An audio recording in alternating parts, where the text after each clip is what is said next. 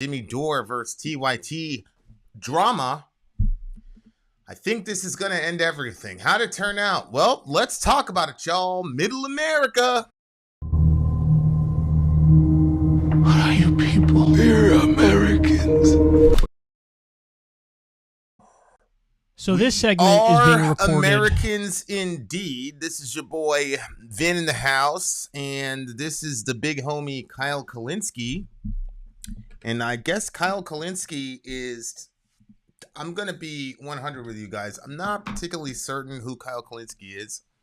I do, from what I gathered, Kyle Kulinski is part of the whole ecosystem. You've got TYT, who are kind of like the guys that started everything.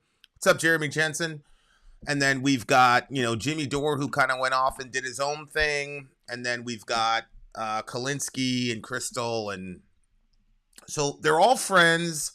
They all obviously agree with each other politically.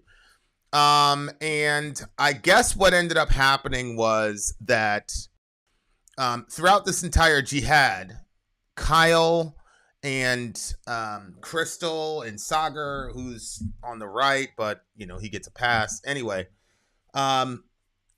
They've been quiet about the entire beef between Jimmy and TYT. Now, I understand why they'd be quiet from multiple lenses. On the personal lens, because you're friends with all these people, I would understand why you wouldn't want to get involved. But on the political side of things, you've got to say something, especially considering the implications of what was said, what happened, what the accusations are, et cetera, et cetera. Now, I would be remiss if I didn't give us the regular introduction. I am Vin. This is Middle America. Shout out to everybody who's watching us for the first time. We're not left wing. We're not right wing. We're just right.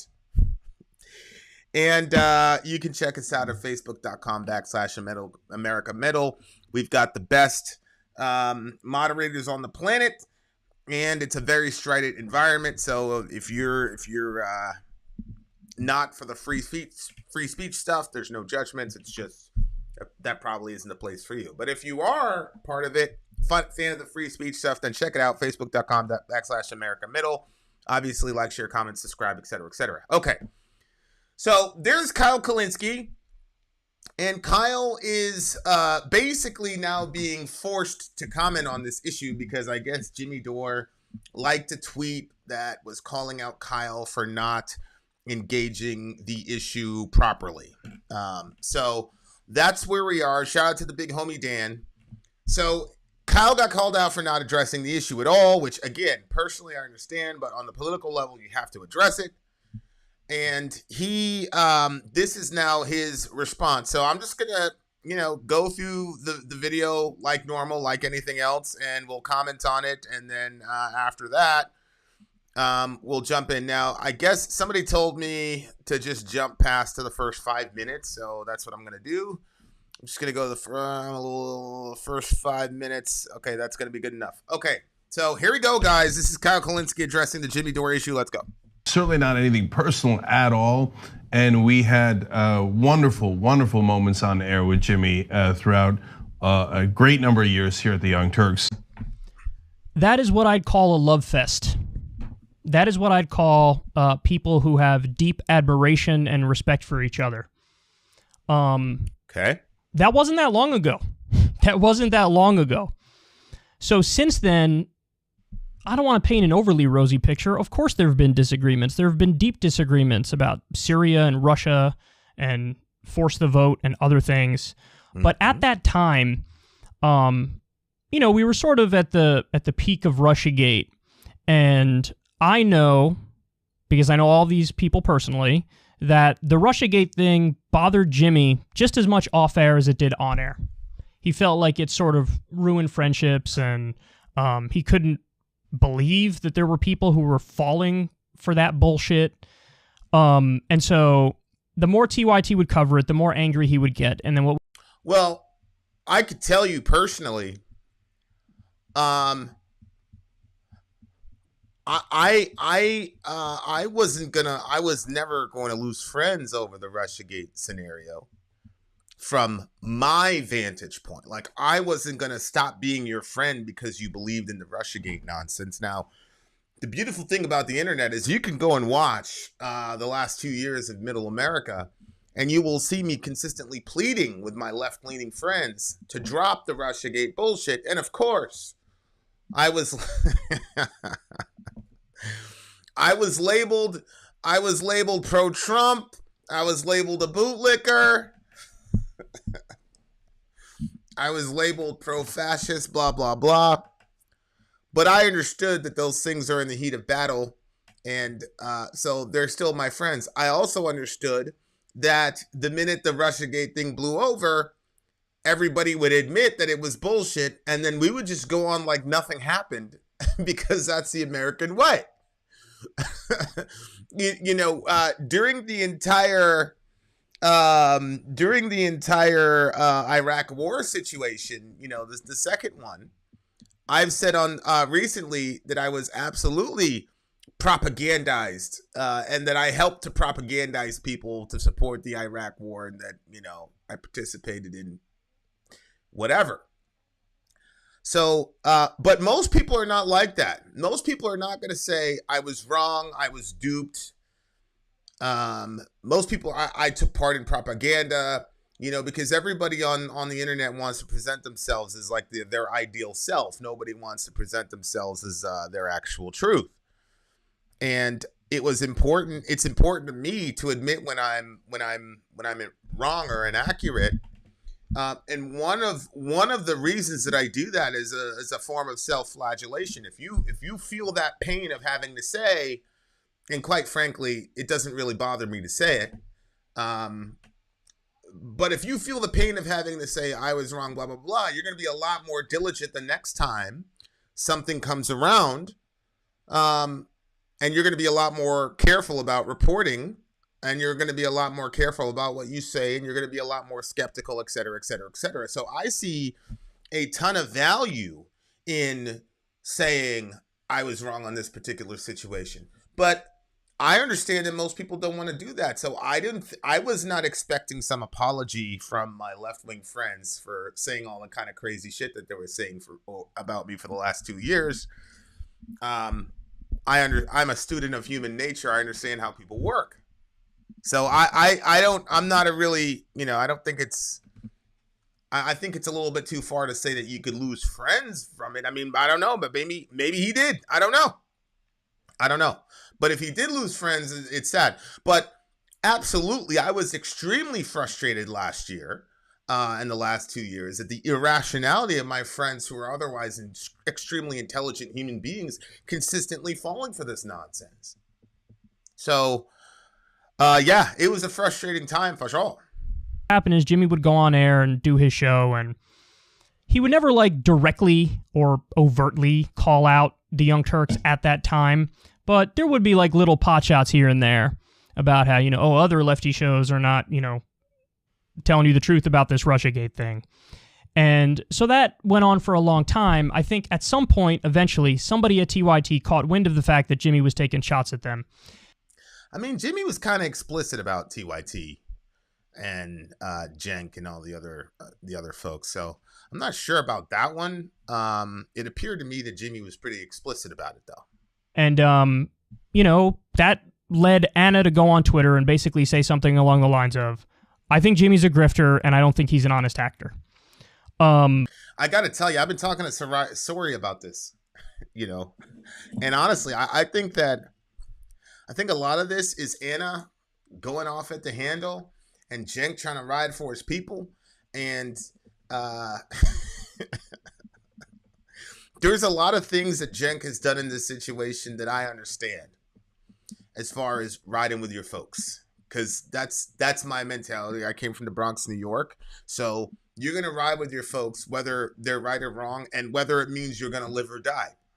That's just how it is. And it has nothing to do with bravery or anything like that. It's just, that's the code.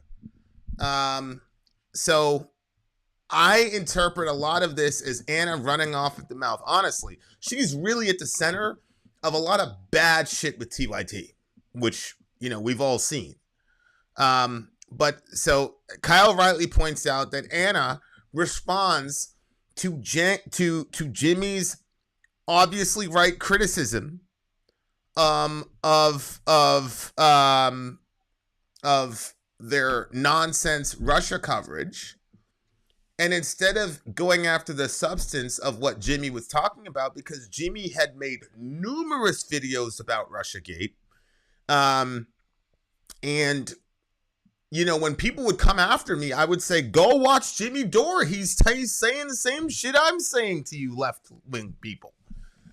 And so instead of dealing with the substance of Jimmy's argument, or anybody's argument that was critical of the Russiagate nonsense, Anna jumps on Twitter with her, I don't know, she's got close to 1 million followers, I'm sure, and she can influence 1 million people with her Twitter account, right? If you've got 1 million people on Twitter following you, that means you've got 3 million people you can influence. I don't know what the numbers are, but she's got a wide base. She gets on and calls him a grifter, which is absolute, as Tasco is saying, nonsense. Jimmy Dore cannot be called a grifter, especially by the likes of Anna Kasparian. That makes no sense. Tasco is correct. But Tasco's usually almost always correct on almost all the takes that he has. I don't agree with Anna on that. She said that it was fucked up, but as soon as I read that tweet, I said, uh-oh, here we go. This shit is about to get nuclear, because Jimmy... Okay, so I'm glad that he said that it was fucked up. Now, and then he says, I don't agree with her on that. Ladies and gentlemen, if me and you were having a conversation about LeBron James versus Michael Jordan, who's the greatest? Now, I know that LeBron is greater than Michael Jordan. I saw them both play, and I saw them both, you know, whatever. Yeah, I was at the tail end of Jordan's career, but I saw it. I saw the steal. I saw the shove crossover. I saw the hold in the pose. I get it. He's legendary. I'm sorry. He could not do what LeBron has done. But if me and you want to have a discussion about it, fine. Tom Brady versus Joe Montana. If you're one of the silly people that still thinks that Joe Montana is you know, anywhere near the greatness of Tom Brady, okay, fine. You and I can disagree on that. But we cannot say I disagree with you when you lie, right? So if Colin Powell gets in front of the UN and says, this guy is packing weapons of mass destruction, and we're afraid he's going to use them against us, I'm not going to say to Colin Powell, I disagree with you. Nah, bro, you're lying. You see the difference? You can disagree about subjective opinion. You cannot disagree about objective facts. When somebody purposely misconstrues reality in order to get you to believe what they believe, they're lying to you, and you have to say, you're lying. So, no bueno, Kyle. Just say she's lying. Don't say you disagree with her. Now, I suppose a person could say, I disagree with lying about people. But you should still call a liar, right? And honestly, I feel like Anna has been able to, and I'm guilty of this too if you watch the previous videos, and I'll probably commit the same error again. But I feel like Anna is being infantilized to a degree and being treated like a girl. Right? I feel like they're treating Anna like a girl, and we'll talk about that a little bit more in a second. But she lied. She's lying about Jimmy. She's slandering him. And she also did the same to Aaron Mate. We continue. Has one gear, and that gear is nuclear. And I was exactly... That's true. Jimmy has one gear, and it is nuclear. That's a fact. Right. So Jimmy sort of went nuclear a little bit there. Now, it didn't really get, like, irreparable until Force the Vote. That's when it became irreparable. Yeah, and I got to tell you, I had stopped listening to Jimmy because I was in the middle of something else. I jumped back on to Force the Vote, and I said, holy shit, that's a good idea. I got to tell you, I initially thought that Force the Vote came from AOC, which that wasn't true. And I also thought if it wasn't AOC, I just automatically assumed that it was the Justice Democrats that came up with that idea. So when I saw Force the Vote, I was like, holy shit, this is brilliant. And then I look and I see that Cenk is speaking against it, Anna's speaking against it, AOC speaking against it. I was like so confused. Now, keep in mind, I'm not a left winger at all. I'm a Christian and an evangelical Christian that believes the Bible from Genesis to Revelation. I am what you would call an extremist when it comes to the life issue. I don't even call myself pro-life because the Republican Party is not pro-life. I'm an abolitionist. And if you want to look at the historical, go back and just Google abolitionism. I'm an abolitionist when it comes to abortion. So I'm not on these guys' team. So I don't know the intricacies and the dynamics between all these people. So I just made it as I was converted to even listening to progressives by Bernie Sanders when he was in the chair with Killer Mike. And looking into healthcare, I was completely ignorant about how many people in our country were dying on a yearly basis just because of lack of healthcare. I was really gut punched by the Alex Smith story, and I talk about it. Young kid, aged out of his mother's insurance at Obamacare, 28 years old, began rationing his insulin, died. So I'm getting exposed to all this new to me ideas about, and I go, and then you have to do the arithmetic, and you go, how could you be pro-life, but you're okay with this kid dying? And the only response that I got from right-wing Christians when I would tell this story about Alex Smith was, well, I mean, he should have got a better job. And I was like, holy shit, you're pro-life and that's how you respond? And then we think about war, and I I know a lot about war. And so I really began to give progressives a listen. So I'm not a progressive. I'm not a left-winger. I don't know what I am. But I'm a guest in the progressive house, right? So I didn't know all this stuff. I didn't know all this stuff about AOC and all the rest of it. So I go back and look, and I'm completely confused for a good 10 days. I had no idea what was happening. And to be honest with you, I still don't understand going after forced to vote the way that they did. But yeah, it's obvious that after they teamed up to kill forced to vote, that was the unforgivable sin to Jimmy, and I completely understand that. Completely. Okay, so I guess I'm a pro-life progressive. And then here's Amir. We're talking about a strategy here. Jimmy has it. Cenk has his reasons against it. Yeah, I understand, Amir, but Cenk is objectively wrong here. He was objectively wrong in regards to forced to vote. Now, to this point, on the substance, I'm with Jimmy so far. So when it comes to Syria, when it comes to Russia, when it comes to Russiagate, when it comes to force the vote, none of this is a secret. You guys have seen all my fucking segments. You know where I fall on those policy issues. It's the most obvious thing in the world. I think that's fair. And I think most of us, were pretty much united on that. Right? I mean, most of us who care about, fight for 15, which honestly, in probably the next 3 years, it should be fight for 18 or fight for 20. But that's a different discussion. Fight for 15, Medicare for all. How about we stop killing innocent people who pose no threat to us? How about we pull back the war machine, which we've spent probably $6 to $8 trillion on from 9/11 to current? How about we not project another 20 years of endless wars and trillions of dollars and spends those trillions on healthcare and relieving student loan debt and the infrastructure and all the rest of it? I think all of us are calibrated with that. All that shit was on the line, and Cenk completely punted the football for reasons I don't think we'll ever know, to be honest with you. And I know people are saying, oh, Cenk is a sellout. He sold out, blah, blah, blah. I mean, the guy turned down $1 million contract.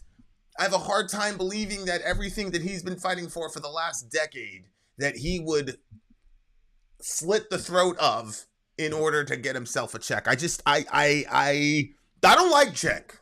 I don't like that whole crew, but I can't believe that he would do that.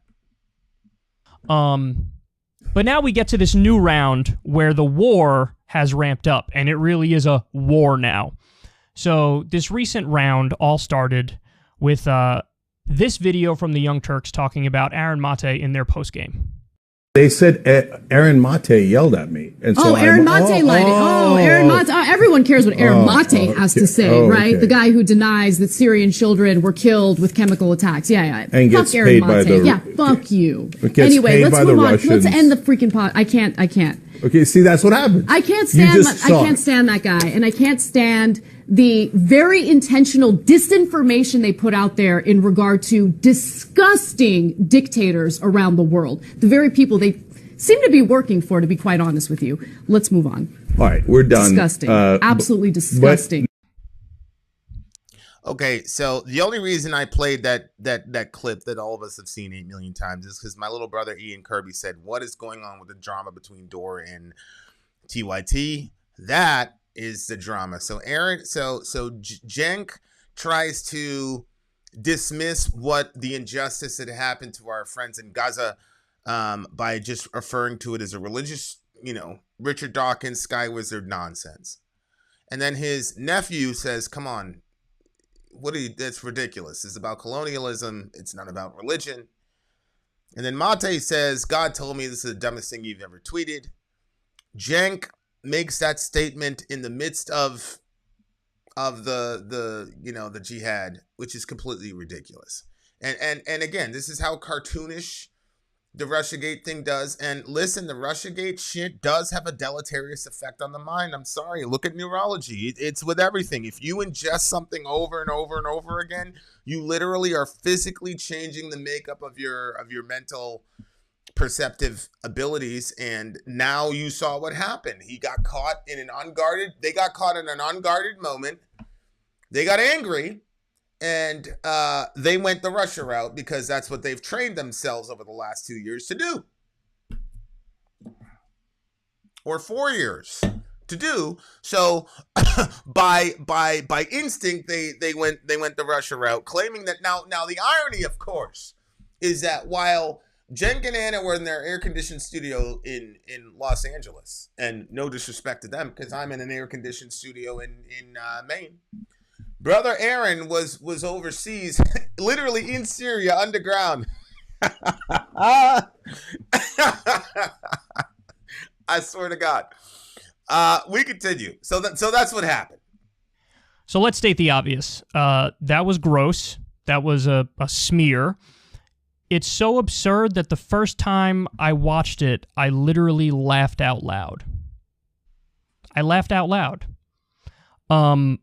Cenk was just mad that Aaron responded to one of his tweets on Israel and Palestine where Cenk said something about sky gods, and Aaron dunked on him. But everybody dunked on Cenk for that tweet. Hassan Piker, his nephew, dunked on him for that tweet. Cenk took it personally that Aaron went after him on that tweet, and so I think that's what led to this segment or this portion of the postgame. But yeah, there's no excuse for this. This is ridiculous. Of course, Aaron Mate is not paid by dictators or paid by the Russians. He's a great journalist who's done a lot of great work. So what do I think of that? Of course, I think of that the exact same thing that all of you fucking knew I thought of it, which is that's the dumbest thing I've ever seen in my life. And also, let me say, I get McCarthy smeared all the time. Anybody who took the that I took on Russiagate gets McCarthy smeared all the time. I literally debated Cenk on the issue of Russiagate. One of the many reasons I stopped reading my Twitter mentions is because I would get McCarthy smeared. So listen, Aaron is upset that Crystal Ball and I haven't commented on this until now. And listen, again, for the record, he's a victim in this. He didn't do anything wrong. He's minding his business. He's a lovely dude, and then he gets this from TYT. It's super fucked up. In my defense and in Crystal's defense, the reason why we didn't say anything about this is because we thought it's fucking obvious. Of course. Of course they look ridiculous in this. And I don't think they're convincing many people, bringing many people to their side with stuff like that. Right? Wouldn't you agree? And then also, listen, when I got into my, scandal about my old tweets when Mike Cernovich dug them up and wrote an article calling me a sexist and a racist and all the negative things in the book. Nobody defended me. And listen, I'm totally fine with that. I never held a grudge over it. I never thought, like, how dare, all my friends in lefty circles not come out of the woodworks and, put their neck on the line for me. I just thought, listen, this is par for the course. I don't expect everybody to come. I'm not entitled to other people going out there and responding for me. I just thought, hey, it is what it is. This isn't high school. We don't have cliques. People could think whatever they want to think, and I'll handle it on my own. And it was the exact same thing with Crystal when it came to that article that Nathan J. Robinson wrote not that long ago, where he basically argued that she's emboldening Nazism because she does a show with Sagar, who's populist right, and populist right is like what the Nazis were, so therefore you're being like too soft on the right and too soft on Tucker Carlson, and you're basically like emboldening Nazis and stuff. It was a silly article. I don't think Nathan's arguments were very good, but, Crystal fucking hated that shit. She read it and she's like, fuck this shit. And nobody defended her. So, I don't think she cares. She was upset by the article, but she's not mad at other lefties for not, like, immediately coming out there and responding, because it is what it is. It's not that big a deal. No. Now, this sounds like a very balanced, reasonable take, okay? But this, to me, is a fundamental... I did a video one time about Bernie Sanders when it was clear after he lost South Carolina and then Clyburn, after he lost South Carolina, I shot a video about the top 5 reasons that Bernie didn't win, and I specifically addressed the fact that progressives do not understand how to do politics. I talked about how Obama made the call, Buttigieg and everybody dropped out, threw all their support behind Biden. Yang, Tulsi, everybody lined up at Obama's call. And instead of the progressives turning around and saying, hey, we need to do the same thing, let's coalesce around Bernie. Let's have a Bernie Elizabeth Warren ticket with Tulsi as the Secretary of State to get us the hell out of these wars. And we can get Yang to set up a UBI task force, which, by the way, has Republican and Democratic support. Instead of doing that, they were just completely fractured and fragmented, because it's about personalities with the progressives. It's not about the ultimate goal. The difference between progressives and establishment politicians is that the establishment is the establishment for a reason. They always keep the main thing the main thing. So all of them, you could tell prior to the Obama phone call, all of them hated Biden. They didn't hate it. They just had no respect for him. He was a laughingstock. The media folks were laughing at him. Kamala called him, basically implied he was a racist. She was like, you're a racist. I'm not saying you're a racist. They were all like dismissive and disrespectful of him. But the minute Obama called them and said, all right, guys, it's time, they all dropped their personal issues and completely gave him full-throated support. But progressives don't understand that. It's still about personalities for progressives. So here's Kyle, and he's saying, hey, nobody defended Crystal when they said that she was working with a Nazi because of Sagar. And I didn't say anything when somebody dug up my old tweets. This is not about Aaron Mate. And it's the same criticism I have for Jimmy, because I just saw a clip with Jimmy. He's like, you're not defending me. You're not defending Aaron Mate. It doesn't matter. Here's the issue about what was so wrong with what TYT was doing. Aaron Mate debunked the justification that was about to be ginned up for us to go to war with those people in Syria. Do you understand? This is not about cancel culture or one crazy little tweet. This man literally, I'm not going to say single-handedly, but he literally had a hand in saving the lives of probably thousands of Syrian men, women, and children, and I am not lying. Yes, he probably saved American lives as well. And obviously, I want to prioritize American life, but the fact of the matter is we are the aggressors. This is not about Aaron Mate, Kyle. What Aaron Mate did, and others, and Jimmy Dore did, was expose the fact that the justifications for war, and if you look at the pattern for the Iraq war, it followed the exact same trajectory. The exact same trajectory. And I know that because, as I said earlier, I was propagandized into the Iraq war. And so when you realize that happened to you, you say, I'm never going to let this happen to me again. And so you become a lot more skeptical about, especially me, about intelligence agencies and all the rest of it, and manipulated media and all the rest of it. And for the life of me, last year, when Mr. Trump pulled people out of Syria, and I had all my leftist friends self-righteously saying this is terrible, and I said, since when did leftists start being pro-war? And all my leftist friends were telling me, oh, they're going to get genocided over there. The Turks are going to genocide them, in spite of the fact that was a damn lie. That in spite of the fact that Kurds in Syria were more likely to be killed and massacred by the fucking YPG, which is why 400,000 of them fled to Turkey for safety. You guys were telling, I'm not going to say who you are, you guys were telling me I was insensitive and stuff because I was not for war. And so this is not about Aaron Mate. Aaron Mate helped us not get into a war. He cut off the source for the propaganda to get us to go after Bashar al-Assad. Now, I don't believe al-Assad is a saint by any means. But Bashar al-Assad is not what these people said, did not do what these people said he did. He just didn't. It's a lie. And TYT should be happy that they were wrong about that. And they should be happy that the OPCW report confirms, the whistleblower I mean, that's what left-wing media is supposed to be about. Right?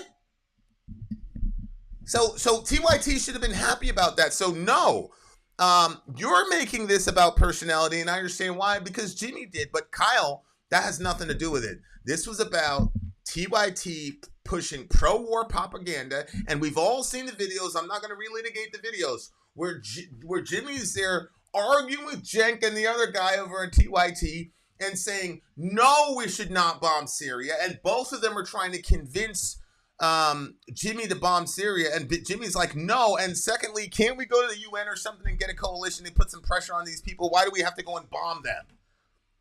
This is about saving the lives of innocent civilians in the Middle East who we have absolutely destroyed as a nation. It's not about Aaron. So you're completely wrong.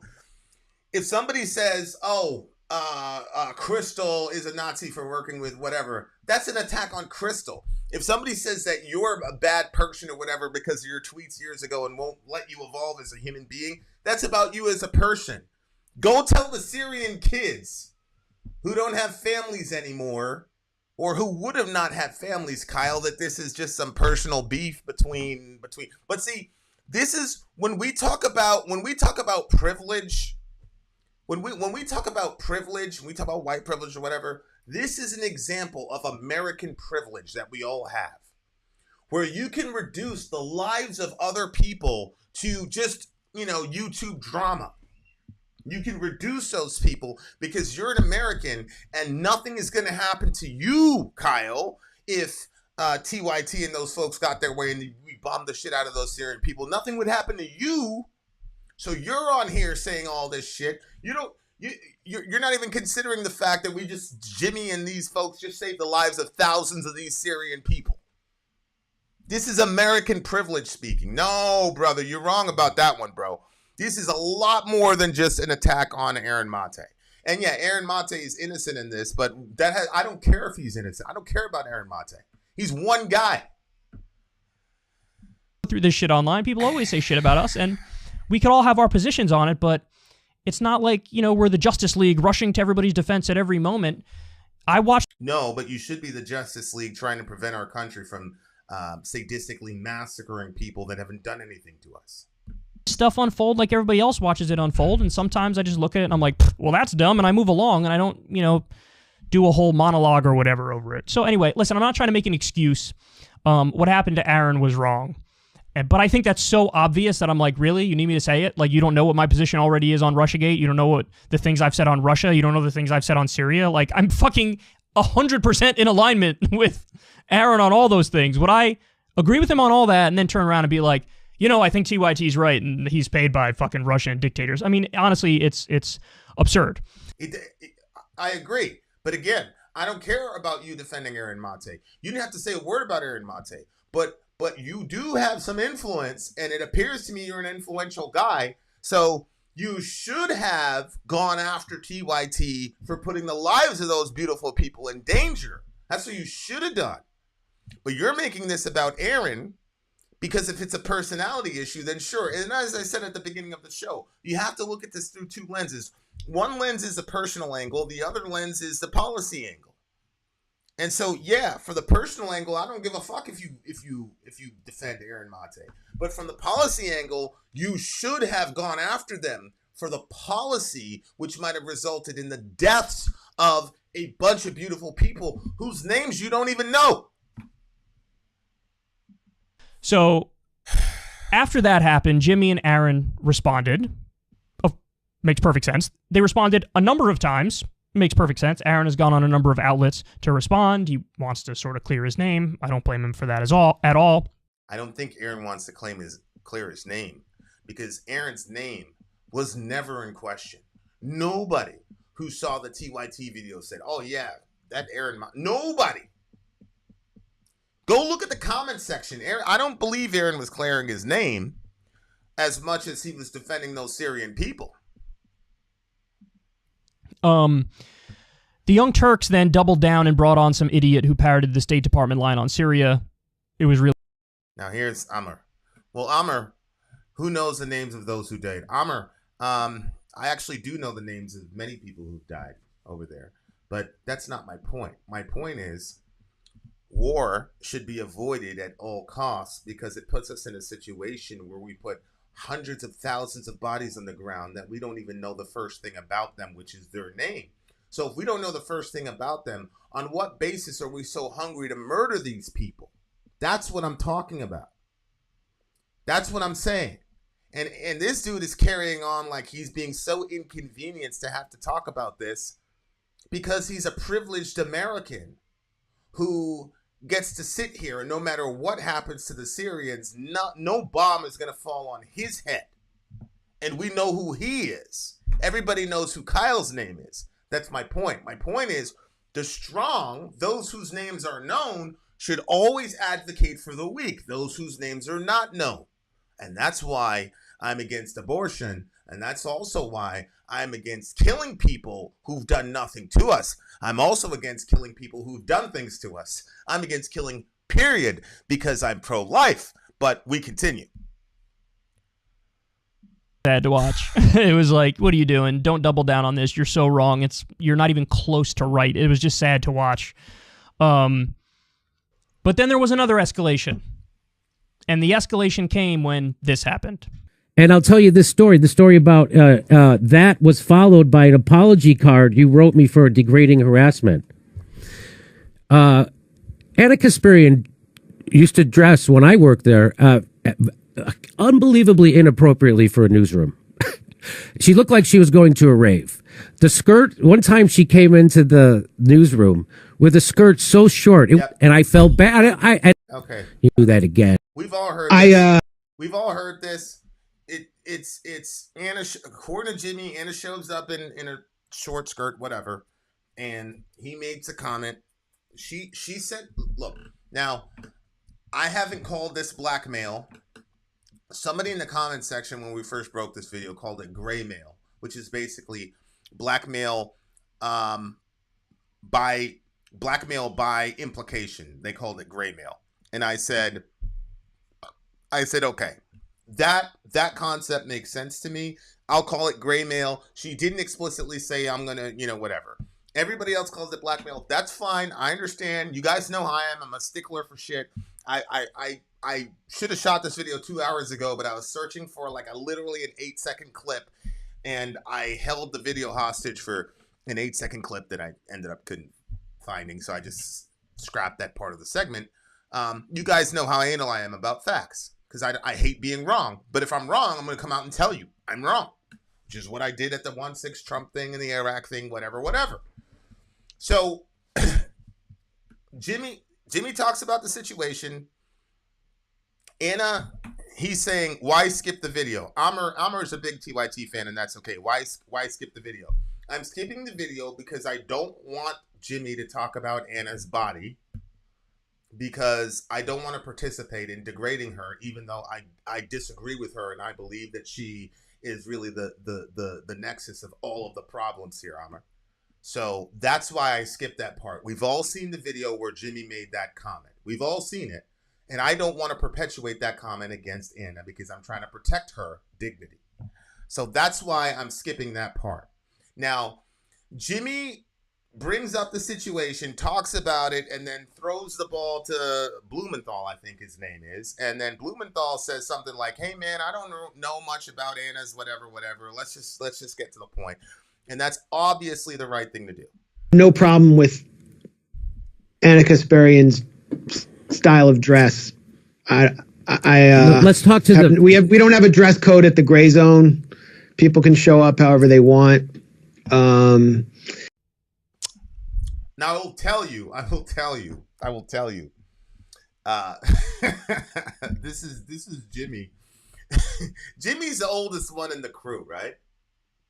And so he said, this is inappropriate for her to wear. Now, look, if this was a right-wing show, everybody would say fine. Now everybody's going to pretend. And I didn't like the fact that Jimmy used the term inappropriate either. But that wasn't because I thought he was completely wrong. It was because I thought that this is demonstrating a lack of awareness of his context. Because the left, whatever you want to call it, has become ridiculous when it comes to handling women. They've almost like treated this as if they've almost like reversed the women's movement, because they treat women as if they're so fragile they can't handle any sort of adversity. So you can't say the word inappropriate. Ladies and gentlemen, trust me. I know the Gray Zone doesn't have a dress code, but I promise you, if Jimmy Dore was working for the Gray Zone and he showed up in only a Speedo, somebody would talk to him and say that's not appropriate. Okay? So let's just forget the hysteria and focus on the big picture. I don't like the fact that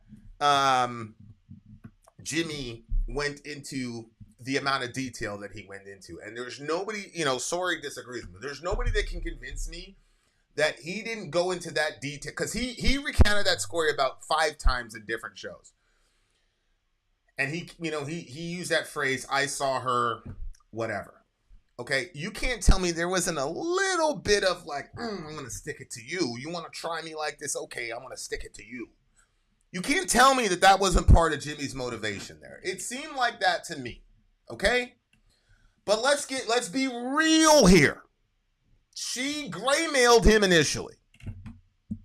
And after 7 years, and I'm watching Sam Sater, Jimmy Dore admits that he sexually harassed Anna, blah, blah, blah, blah, blah. The 8-second clip I was looking for was where Cenk said something about some woman had too much cellulite and it was unseemly, but then he looks at Anna on a live show and says, you got a little junk in the trunk, but you can get away with it. So where is the Sam Sater show where Sam Sater says Cenk sexually harasses Anna on air? Where is that? Because what Jimmy claimed that he said is not, Jimmy said, according to him, nice new skirt. And I'm sorry, Anna has lied way too many times explicitly. And we all know, and I'm sure he's gonna have to address, obviously, he's getting into this issue. He's obviously gonna address the numerous times Anna proactively produced a bunch of shows dishonoring and disrespecting women, one of whom is Britney Spears, who's currently fighting for her life right now. And to this moment, Anna, here's Amar. 2 wrongs don't make a right. I don't know what you're referring to, brother, but the fact of the matter is, if Jimmy's version is right, she harassed him. Because if a man showed up and flashed a woman, we would terminate his employment without any statement whatsoever. So I'm sorry, Anna, after 7 years and inviting Jimmy to her wedding and all the sexually disgusting, explicit things that she did, and I'm not even going to link our video because, to be honest with you, that video where Jimmy went through all those, we're probably going to take that down in the next 30 days because it's just too much. There are too much things exposed there for women, and it's just not right. We're going to put it up for 30 days, and then we're going to kill it afterward, to be honest with you. So, terrible situation. I'm not a fan of Jimmy going into that level of detail. I believe he did that because he was angry at her. But that does not make Jimmy a sexual harasser, especially when we've all seen what Anna did after that. My reaction as I was listening to that live, and by the way, I was with Crystal when it happened. This is right. XBM79 is 100% right. To me, Anna's acting like she wants to box with kitty gloves on while she gets to use pro gloves. Anna helped sow what is being reaped. Correct. That is 100% true. And I got to tell you, if I was a woman, I would be massively insulted by the way that Anna is carrying on. I would be. I'd be very insulted.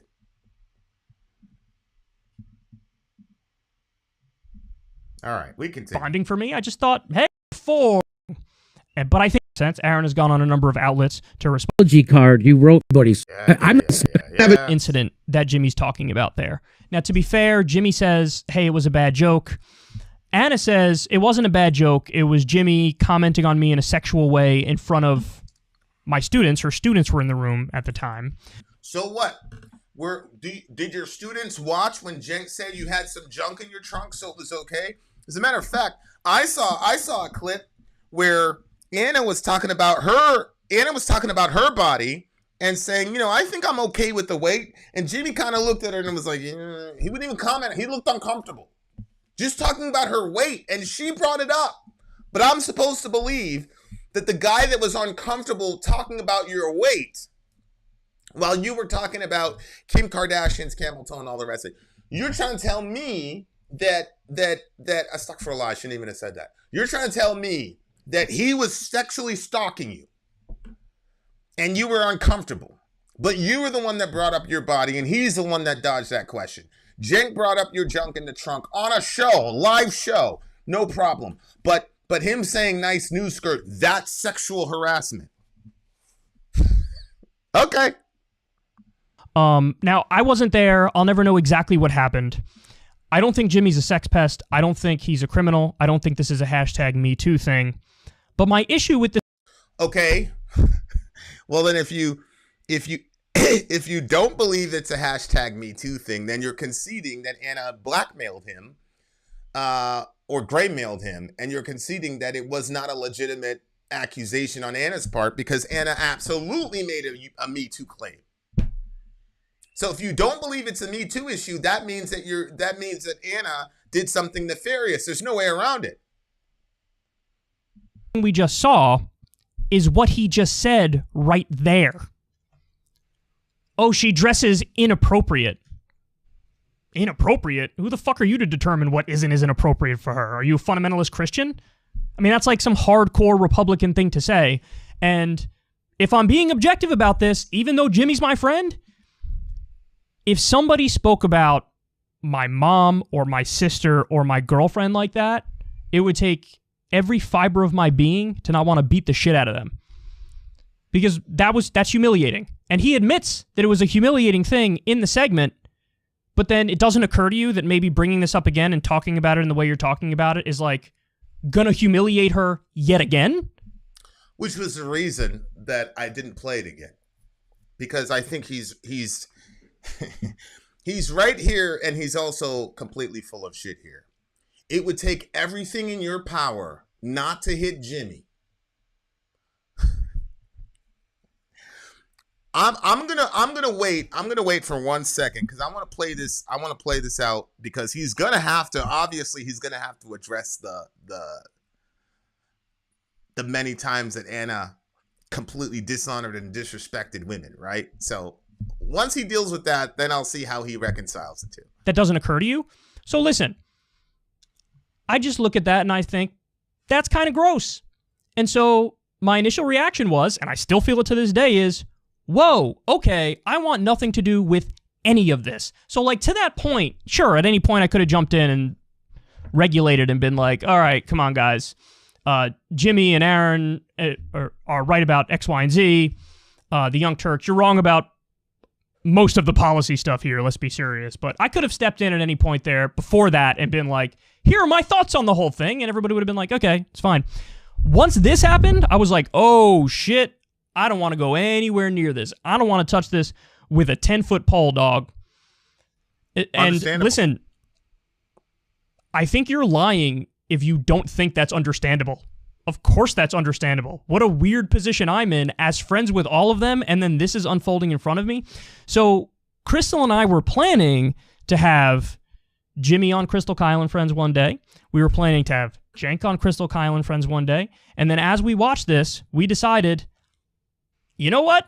We don't want to have either one of them on right now. Because then we would be responsible for getting in the middle of this absolute mess. And we would have to ask really uncomfortable questions that are really personal in nature. And I don't want to have anything to do with some personal shit. Okay, so this explains why he didn't say anything. He just said, I don't want that conflict. I don't want that smoke. And I don't want to talk to my friends and say, Anna, why did you lie? Why did you try to blackmail this dude? And he still isn't addressing the sexual madhouse that was TYT. He's not addressing that. So, I mean, nothing at all. I care about policy. I don't care about personal shit. Well, then why did you say you were almost going to beat up Jimmy? That's not, the most exercised, 19 minutes of this video, the most exercised I've ever seen you be, Kyle, in this entire video is over the personal thing that Jimmy said about Anna's dress. That's all personal. So be consistent. Be consistent. Which is it? I don't want to be involved in this sort of stuff. So, you know, people might disagree with us on that. People might like the fact that it's, you know, you'll get a lot of clicks out of it and it's like some reality star fighting stuff. I don't want anything to do with it, man. I don't want anything to do with it. So now you might be saying, okay, well then why are you talking about it now? Well, the reason I'm talking about it now is I was dragged into it because I think Jimmy...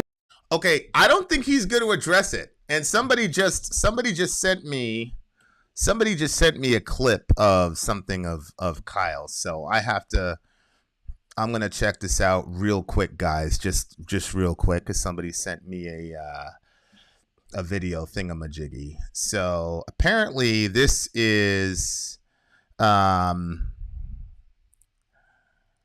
which one is this? To Jimmy. So if Kyle's going to clutch his pearls and somehow try to validate whatever garbage he's trying to validate, that I said she dressed inappropriately. Please don't say inappropriate. Oh my God, you know how that stings. What the hell's wrong with you? Get a hold of yourself. So if you're going to do that, I'm going to have to show this tweet of you interacting with Anna. And he tweeted out, if Cenk Uygur masturbates live on the Young Turks, viewers drops to 12 people. If Anna Kasparian does, viewers go up to 6,000. Hashtag TYT Live. Whoa. Holy shit. Good thing he didn't say inappropriate. And there's Anna. Anna's joking around like with him. So do you understand the culture of the Young Turks? Do you understand the culture of the Young... She said it was highly offensive, though. So, I mean... Turks. And Anna jokes along with him. Wow, only 6,000, Kyle? Holy shit! Oh, okay. So that's why Kyle...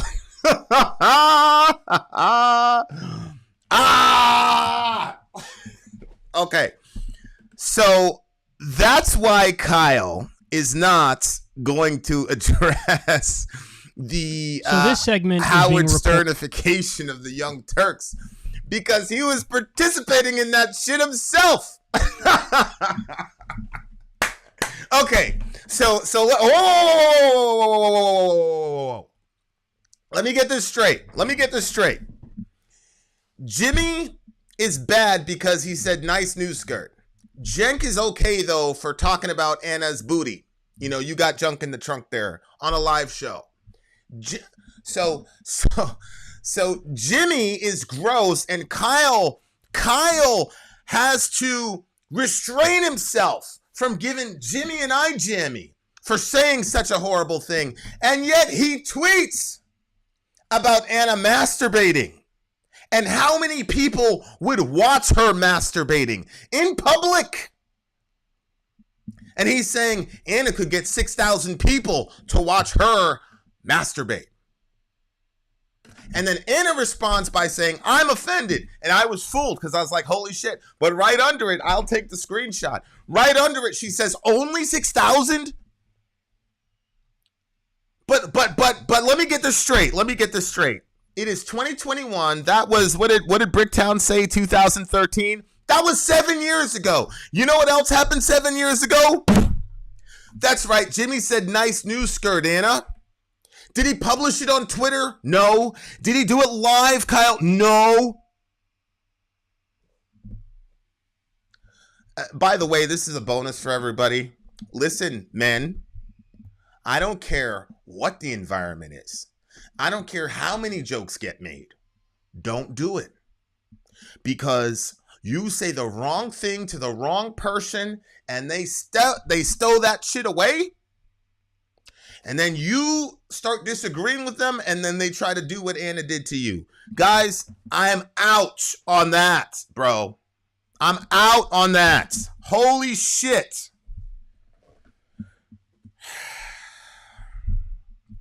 And Matthew Hoyle is correct. These are the same people. No. They didn't probably criticize him. They absolutely criticized him, rightly, by the way, for the grab him by the junk quote that Mr. Trump had. No. They absolutely did. Unbelievable. Okay.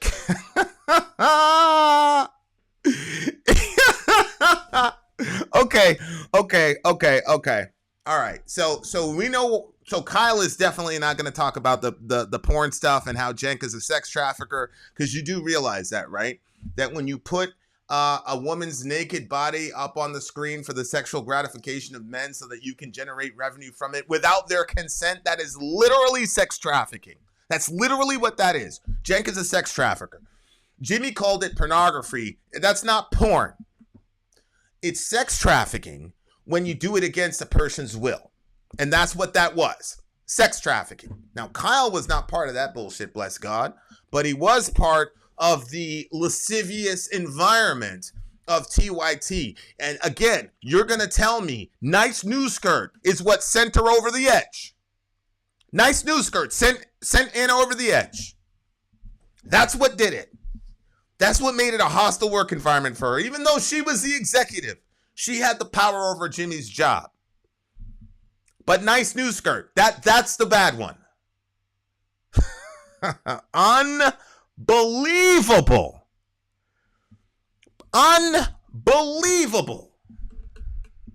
Oh my goodness. Listen. The revenge porn thing is illegal as well, which is what they did. And Cenk went out of his way to show people this is what they did. They are sex trafficking, revenge porn supporting evil motherfuckers. Now, Kyle, and the other reason that obviously Kyle didn't touch it was because he was involved in it, and Kyle knows the type of environment that was there. And here is my issue, okay, about this issue. Now, I'm obviously overly sensitive to this, and I shared in the previous video why I'm overly sensitive to sexual harassment claims, and it's because I had two people that I used to work with that are no longer on the planet because people didn't take sexual harassment stories seriously. So this is a real issue for me. And by the way, I'm going to be doing a recounting of that issue with a friend of mine. She started a true crime channel, and so I'm going to jump on her show and talk about Christine Fesmeyer. Rest in peace to her. So that's coming soon, and we'll let you know. I'll let you know when I'm on that show. The name of the site is called the Misery Machine, and so anyway, shout out to Jess Jurgen. Be on the lookout for that. So I have a very very real problem with sexual harassment claims at work. It's a real issue, and it does not get handled the way it should. And a lot of women have paid severe prices because of that. So when Anna goes and pulls that bullshit, people on the left need to hold her accountable for that shit. See, this is a thing that really, look, guys, listen.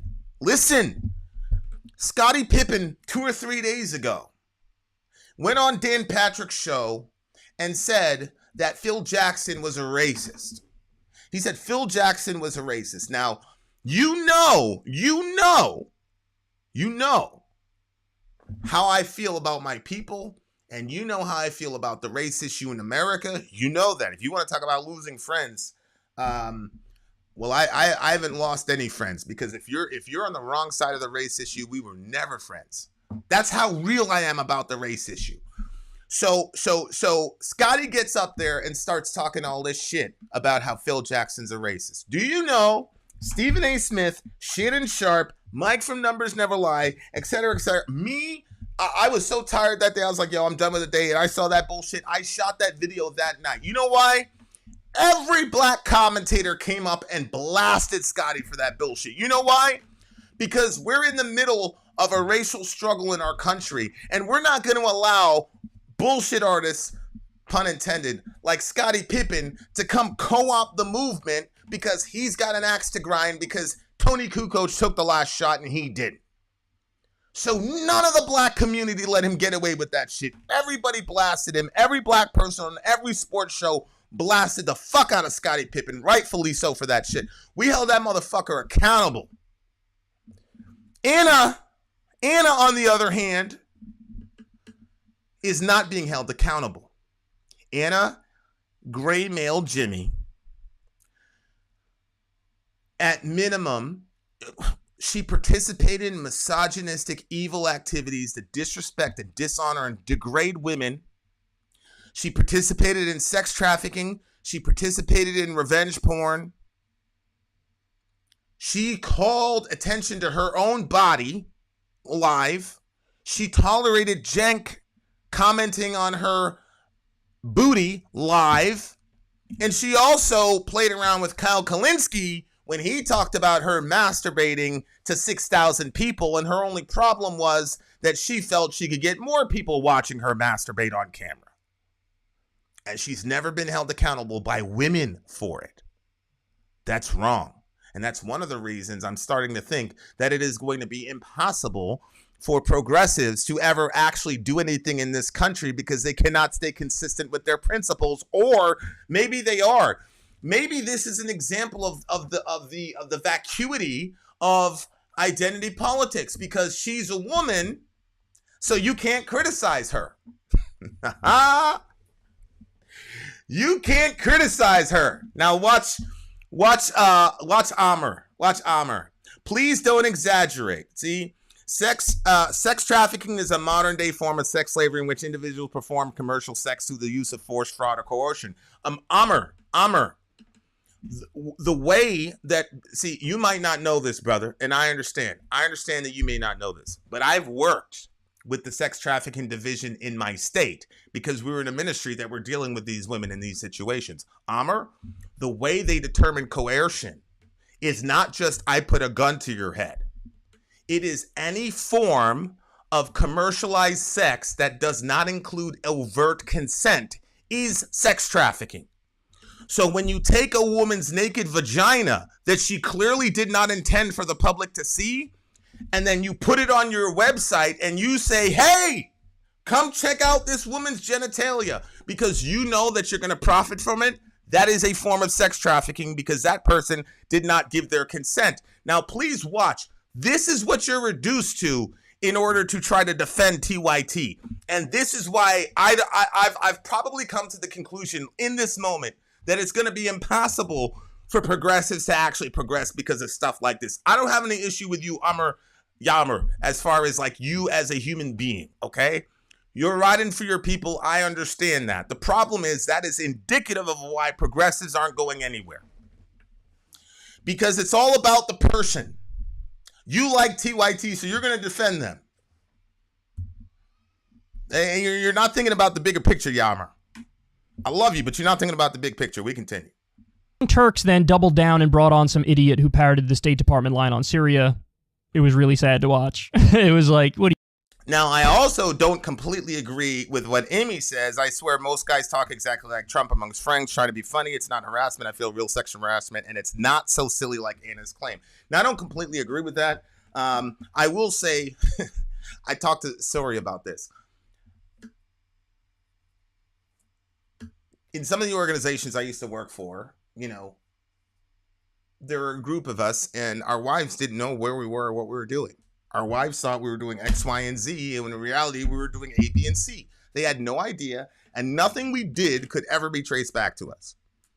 And so, a couple of the guys, and quite frankly, I stayed, you know, wherever I was because it wasn't safe. But you had guys. I mean, dudes are gonna do what dudes do, right? And so, it was me and my boss that was attached to me. Me and my boss would, you know, his job was to, anyway, so we would be alone while the guys were out, okay? Now, everybody except one person at the time was married, but even the guy that wasn't married was with a woman, and she had no idea what, you know, whatever, right? So, not all of us are like that, but 80% of our crew probably was like that. So maybe I'm agreeing or disagreeing. Now here's Amr. I'm not defending TYT. I'm not a progressive. I just don't feel comfortable a man making a snarky comment on a woman's dress. She was humiliated. Jimmy knew back then. Sorry, Amr. Amr, why aren't you commenting about the fact that Anna had multiple segments mocking women who were in mental duress, by the way? Britney Spears, what's her face, Kardashian, yada yada. Kim Kardashian, by the way, who has done more for black people in the Trump administration by getting the First Step Act passed than anything Anna's done for her entire life and career. But let's forget about that. Amr, I would believe what you have to say, and Kyle, if you would consistently call out the fact that Anna was the main progenitor of pornography and sex trafficked victims of sexual exploitation. Amr, deal with that. If you don't deal with that, everybody around you is going to say that you're full of shit. Now, I don't know you. I don't know what's going on in your nuffs.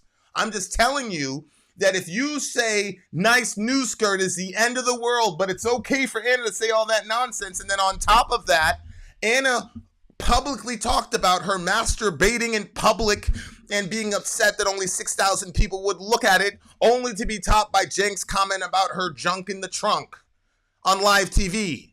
Amr, so when you have an environment like that, bro, and Jimmy says nice news skirt, and then she 7 years later tries to act like she's traumatized when all this shit is on the internet, and then on top of that, when all this shit gets released, Anna doesn't even get in front of YouTube and say, she doesn't even have to, I'm sure she's got her own YouTube channel. She can say, you know what, it's come to my attention that, 10, 15, 20 years ago, blah, blah, blah, I did this segment, yada, yada, yada. I'm sorry, I was wrong, I shouldn't have done it. What I did doesn't justify what other people do, yada, yada, yada. But I was wrong, I betrayed women, yada, yada. Fine, bro, fine. She wouldn't even do that. She didn't even have the character that Jimmy had, because Jimmy apologized to her the very next day. This woman has never apologized for what she's done to other women. And now she's trying to pretend that she's the victim. And my only point is, women have got to hold her accountable for this. Holy shit.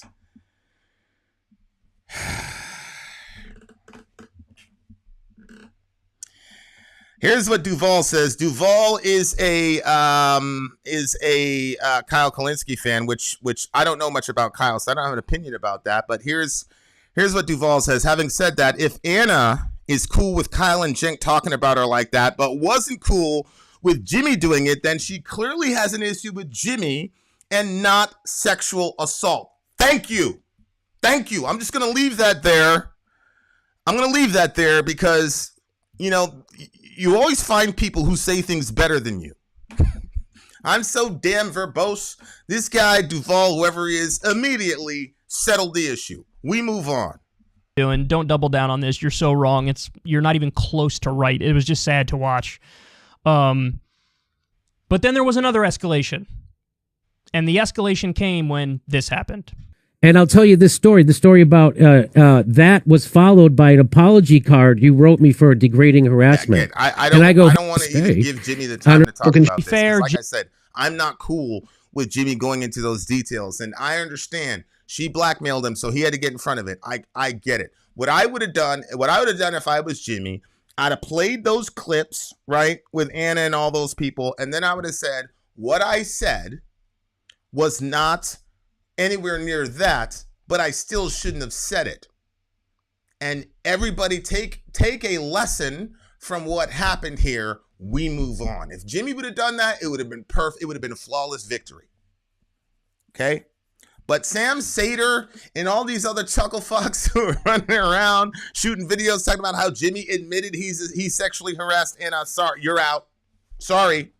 And I'm glad that Kyle at least had the integrity to say, I don't believe it was a Me Too situation. But then you showed up with all the bullshit about how you were going to give Jimmy an IG. First of all, nobody believes that, by the way.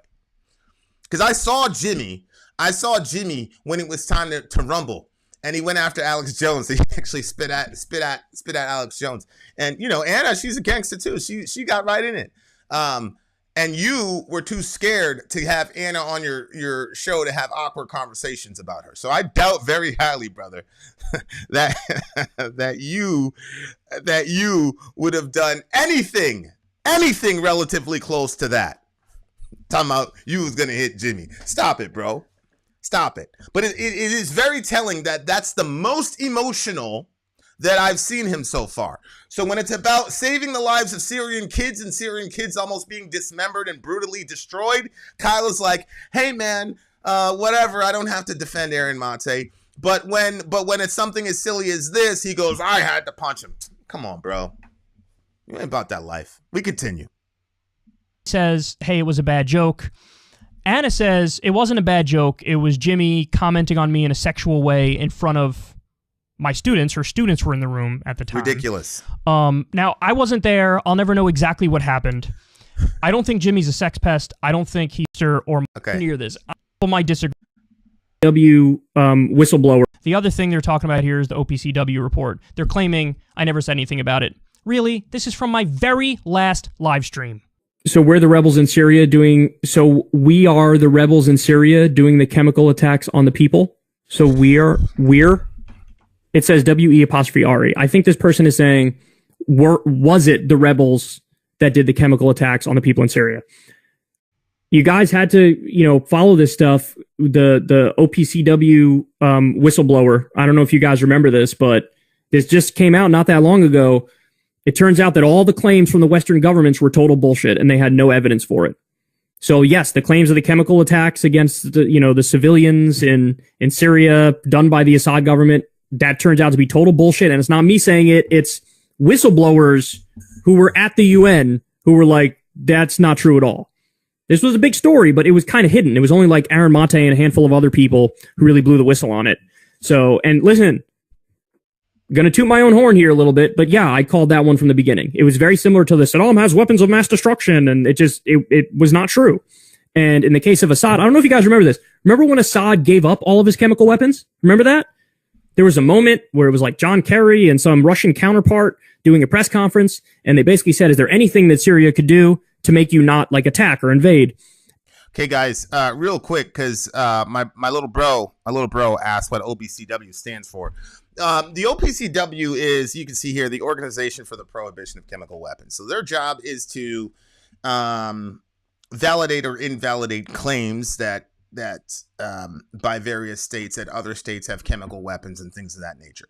So there was the original narrative was that Assad gassed his own people, which makes absolutely no sense because he had just won the war. And on top of the story that Kyle is about to tell you, which is true, this is the OPCW. Now, what had happened was that was the narrative, and there were two whistleblowers that said, "Nah, bro, this is all bullshit."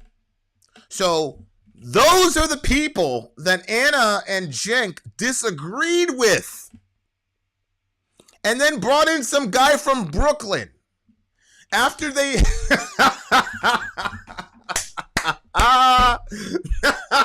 okay. After they had the thing where they accused Jimmy of sexually harassing Anna, okay? Anna ends the show by saying, and we're going to have somebody from Syria that actually knows what they're talking about, and we have the receipts, right? So then the next day, Anna brings this dude on. She brings this dude on, right? And the guy, and she goes, okay, this dude, I should have it, but Sori is actually pointing out to me because we're watching the video. She's like, hold up, babe. She's like, yo, rewind that shit. So Anna goes, all right, so we got this guy from Syria. He's been in Syria, blah, blah, blah. Literally, before the guy even says hello to Anna, he's like, yo, I just want to make one thing clear. He's like, I gotta make one thing clear. He did his Obama thing. He's like, yo, I'm from Brooklyn, yo. I'm not in Syria right now.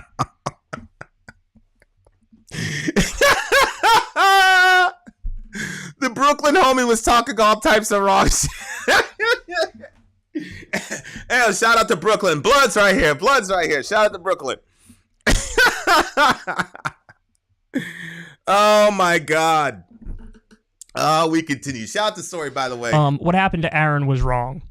But I think that's so obvious that I'm like, really? At any point there, before that, I'm diving headfirst into the series, give you information, and give you my opinion. And so that's what I do. Now, of course, so I responded he did talk about it. He talked about, he talked about going after Syria and all that jazz. He's got a clip here where he's talking about the OPCW stuff.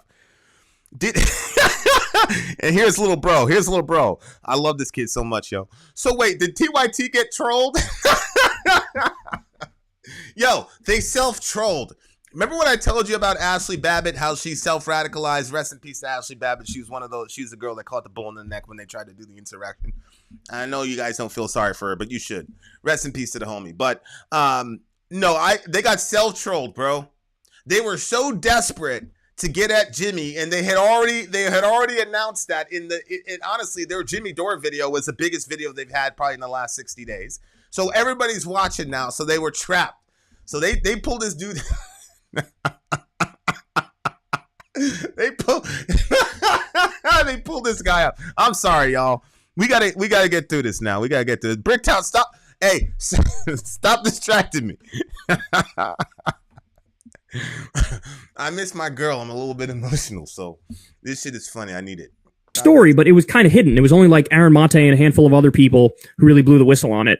So, and listen, gonna toot my own horn here a little bit, but yeah, I called that one from the beginning. It was very similar to the Saddam has weapons of mass destruction, and it was not true. And in the case of Assad, I don't know if what's up, Alan Thompson? Remember this? Remember when Assad gave up all of his chemical weapons? Remember that? There was a moment where it was like John Kerry and some Russian counterpart doing a press conference, and they basically said, "Is there anything that Syria could do to make you not like attack or invade?" And basically, Kerry said something like, yeah, give up all your chemical weapons, but that's not going to happen. And then the very next day, or within the next week, Assad was like, here, take all my chemical weapons. And they did. They came and they took all the chemical weapons. And so it's funny that like everybody forgets that part.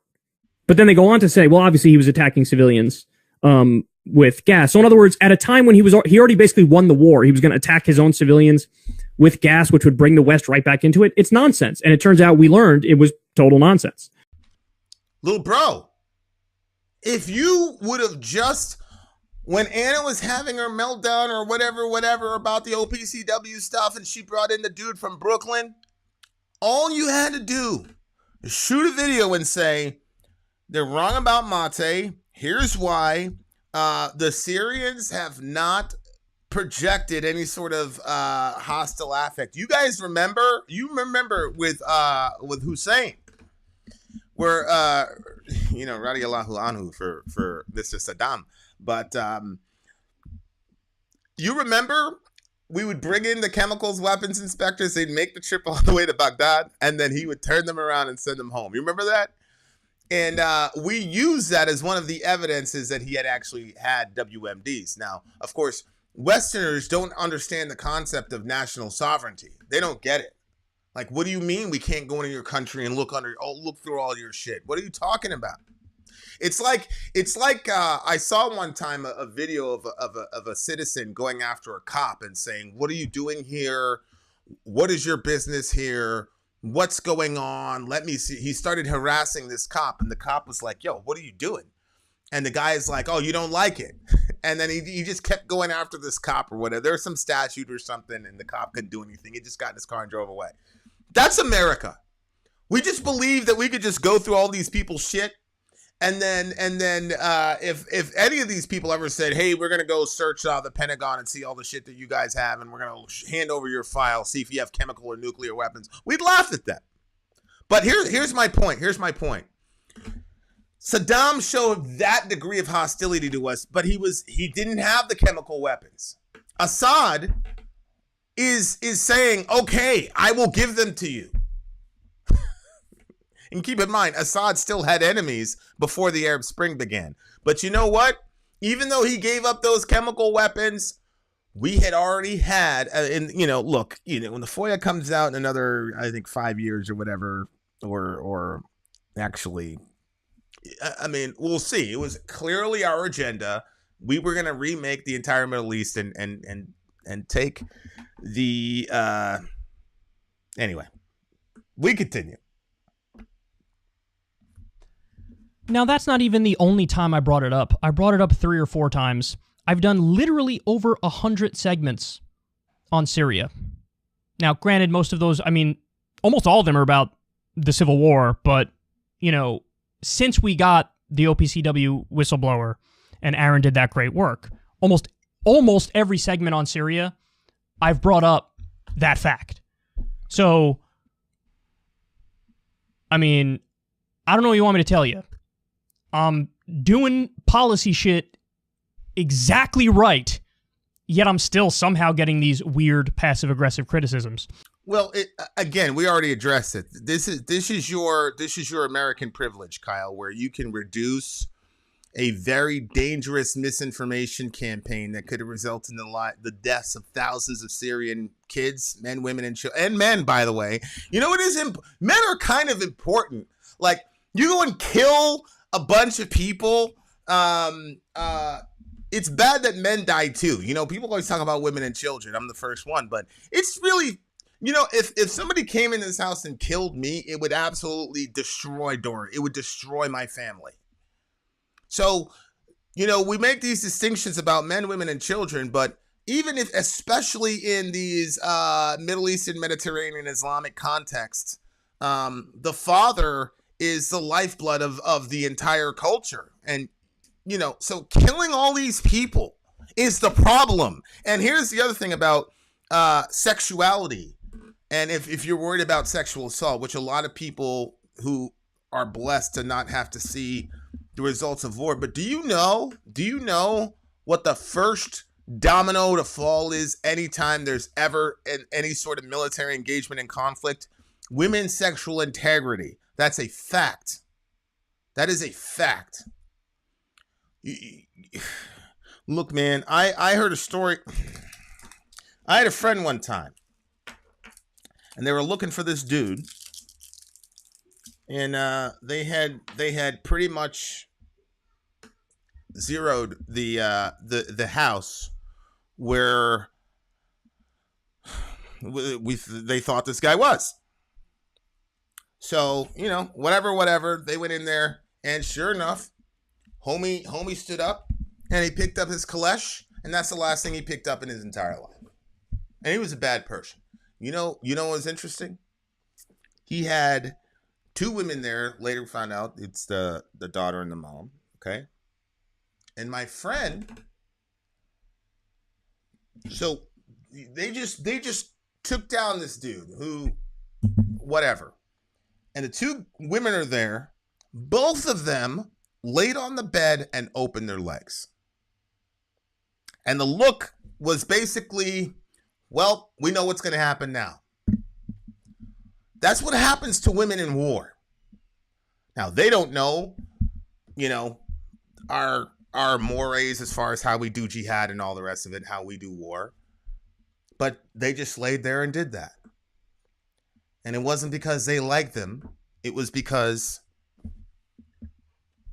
that's just what happens. So Kyle, I know that if I am certain about this guy. I don't know much about him, but I'm looking at him. I am certain that if I said to him, listen, homie, the real issue is not about you not defending Aaron Mate. The issue is that your silence contributed to the possibility that we could have killed a bunch of innocent people and that a bunch of innocent women would be raped.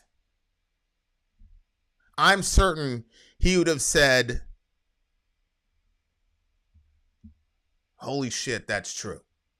Now, admitting that you're wrong or admitting that you were too cowardly or admitting that you were personalizing something that was political is hard to do because the ego is a hell of a thing.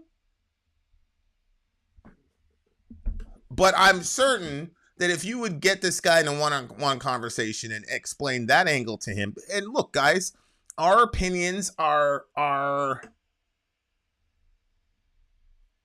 mostly guided by our experiences, okay? Like you have beliefs and presuppositions, but there you go. So he hasn't had those experiences. Now, I know, okay, so we've got Amy Lee Forever who says, have you seen the movie Whistleblower about UN guys being the ones doing human trafficking? Real story from Bosnia. Unbelievable. Anytime there is any sort of unrest or instability in a region, nation, city, that is literally almost always the first thing that happens is sexual violence against women. Women's sexual integrity gets compromised. It's a fact. Is it safe to say that the U.S. doesn't employ those tactics? Well, no, the U.S. does not employ sexual assault as a strategy in any official context. But if you're asking me, my particular, those guys obviously didn't do anything to those women. But if you're asking me, do I believe that no guys have ever done that to women that wear the red, white, and blue? All I will say is if you believe that, then I got a bridge to sell to you. So do the math. As Jesse Shannon is saying, in Vietnam, we killed the Vietnamese men in villages, and guess what happened to the women and children? Correct, Jason. I don't know Jason. He doesn't know me, but all of us know this. So Kyle, that's a blind spot. That's a blind spot. That's a blind spot. Okay? It's just a blind spot that Kyle has, and I understand it because he hasn't had those experiences. I get it. So here's the bottom line, guys. Everyone needs to stop dragging me into some bullshit. This has absolutely nothing to do with me. You're wrong. You're just speaking from your American privilege. This is not about you being dragged into bull. This is you. Jesus told that story about the Good Samaritan. He got the shit kicked out of him. He's out there lying, and everybody just walks by him.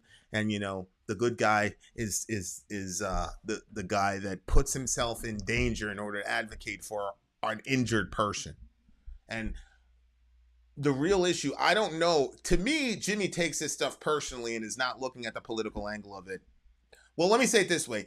It appears to me that Jimmy's looking at both of them and he cannot separate his political passion from his personal wounds here from Mr. Kulinski. Is what it appears like to me.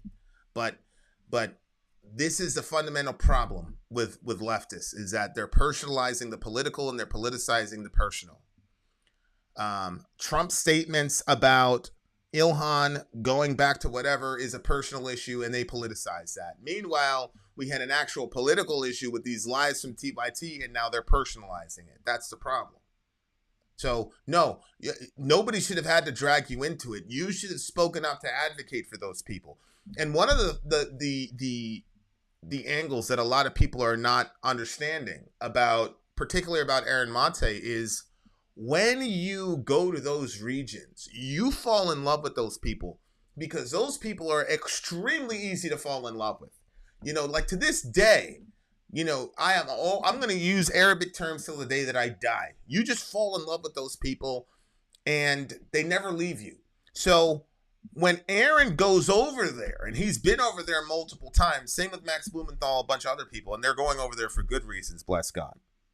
When they go over there and they meet and see those people, to come back here, he's got in his head, Hafsa might get blown to smithereens. Abu Bakr might get blown to smithereens.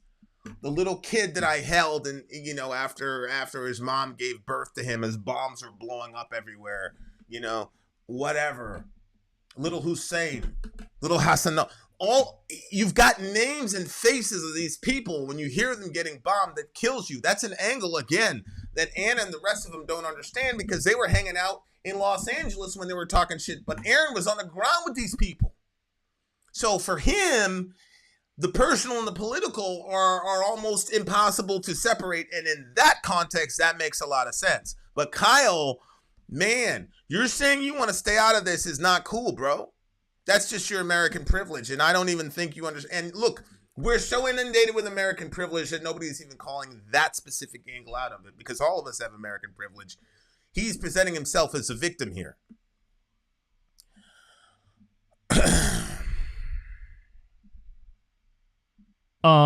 If they want to keep duking it out, they can keep duking it out. I don't buy this notion that, well, everything they're doing is talking about policy. Nonsense, because if that was the case, well, guess what? I've done 103 segments on Syria, 82 on Russia, 16 on Russiagate. I debated Cenk on Russiagate. I did 217 segments on Medicare for All, and maybe about a dozen referencing directly or indirectly Force the Vote, and I was a supporter of Force the Vote. So everybody knows where I stand on all the policy stuff. Yeah, I mean, yeah. Again, I don't know, and I admitted I wasn't really looking at a lot of this stuff. I came at the back end of Force the Vote, so I'm not sure, but I'll take his word for it. He looks like pretty accurate guy. The way that he uses language, it's clear. He's a smart guy for sure. And so, yeah, I'm sure he's, yeah. I agree. Yet I'm being dragged into this. And I don't want to be dragged into this, because it has gotten ugly and it has gotten personal. And the final point I want to make is this. Here's where everybody's wrong, okay? TYT accuses Jimmy of being a grifter and a right-winger. They're wrong on both of those things. It doesn't matter what you think of Jimmy, personally or otherwise. He's not a grifter. He believes every word he's saying. Guaranteed. I know Jimmy. That's a fact. He believes every single word he's saying. That's good. That's good. And I agree. Yeah. And Kyle almost doesn't even have to say this, but I'm glad that he did. And I've been a little bit hard on him, but honestly, this is not winning him any friends with TYT for him to say this. So, he said what Anna did was gross as far as the, the accusations against Mate and all the rest of it. But yeah, the calling Jimmy a grifter. Jimmy's like the most genuine human being on the internet right now. I mean, I got wind of I guess Jimmy, he was crying about Kulinski's betrayal of him, Izzy said. I'm not sure that Kulinski betrayed Jimmy, but he definitely didn't ride for him the way that Cenk is riding for Anna. The idea he's a right-winger is also ludicrous. He's attacking Democrats from the left. He's attacking the left flank of the Democrats from the left. Ridiculous. Now, you might not like that. You might think some of his attacks are unfair. You might think some of his attacks are misleading or whatever. We're not going to get into that now. I got 1,000 criticisms and 1,000 points of agreement. But he ain't a right-winger, and he ain't a grifter. Okay? Yeah. At the same time, Jimmy accuses TYT of being basically corrupt and being liars. I disagree. You know who else used to disagree? This guy. Actually, I was wondering about Cenk because, I saw Cenk at the e-board meeting and I asked him some tough questions about how he's taking money from Jeffrey Katzenberg. He got a $20 million investment to hire some journalists. And so far, I haven't seen a lot of them, doing the original investigative reporting that they're supposed to be doing. I see a lot of punditry. And unfortunately, on the main show, it tends to be kind of mainstream.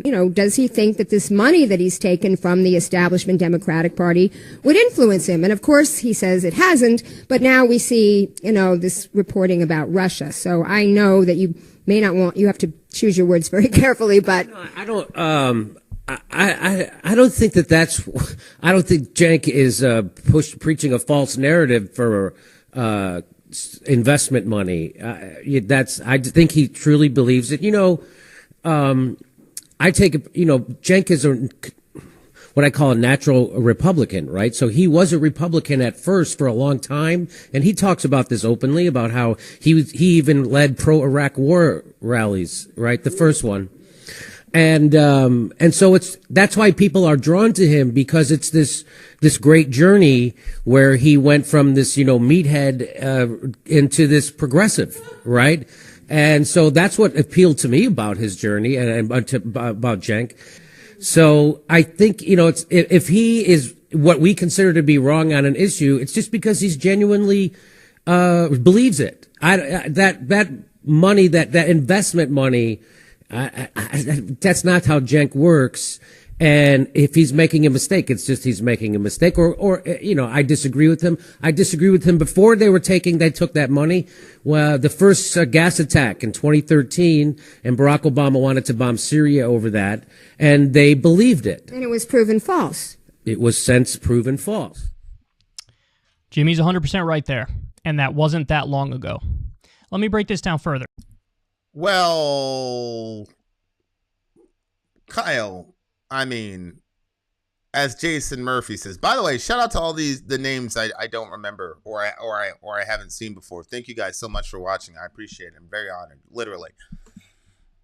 As Jason says, even there, Jimmy seems hesitant. And again, what I get from Jimmy is that he's an old school kind of, I don't know where Jimmy's from, but my only frame of reference is New York City because that's where I'm from.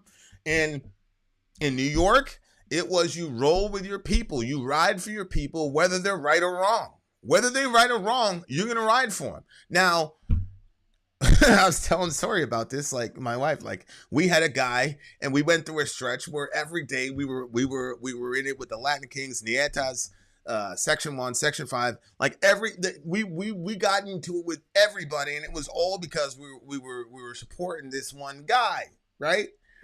And so, one of these, it was a Crip dude came up to me. He's like, "Yo, you with these people, blah, blah, blah." I'm like, "Yeah, nigga, what's up?"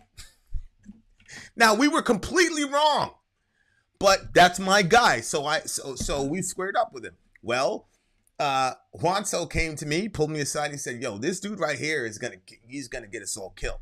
So you need to talk to him, or we're gonna talk to him." I knew what it meant when they went to talk to him. So I said, "Yo, bro, you just can't come to school for the next week. You got to take a timeout." So I put the kid in the tie. He can't go. And I told Sori I cut fourth period every day to go hang out with him so he wouldn't be alone. But that's how you handle shit. Like, I'm never ever gonna agree with you in public against my friend. I'm never gonna do that ever. So when I'm looking at Jimmy, okay, so Jimmy's from the south side of Chicago. Okay, that's it. That's it. So when I look at Jimmy and I see what he did when Alex Jones stepped to Cenk. Now, Cenk should be able to handle Alex Jones by himself. Jimmy got out there, spit on the dude like he was ready to go to war. He loved these people. So he's not going to go and talk shit about Cenk in another context.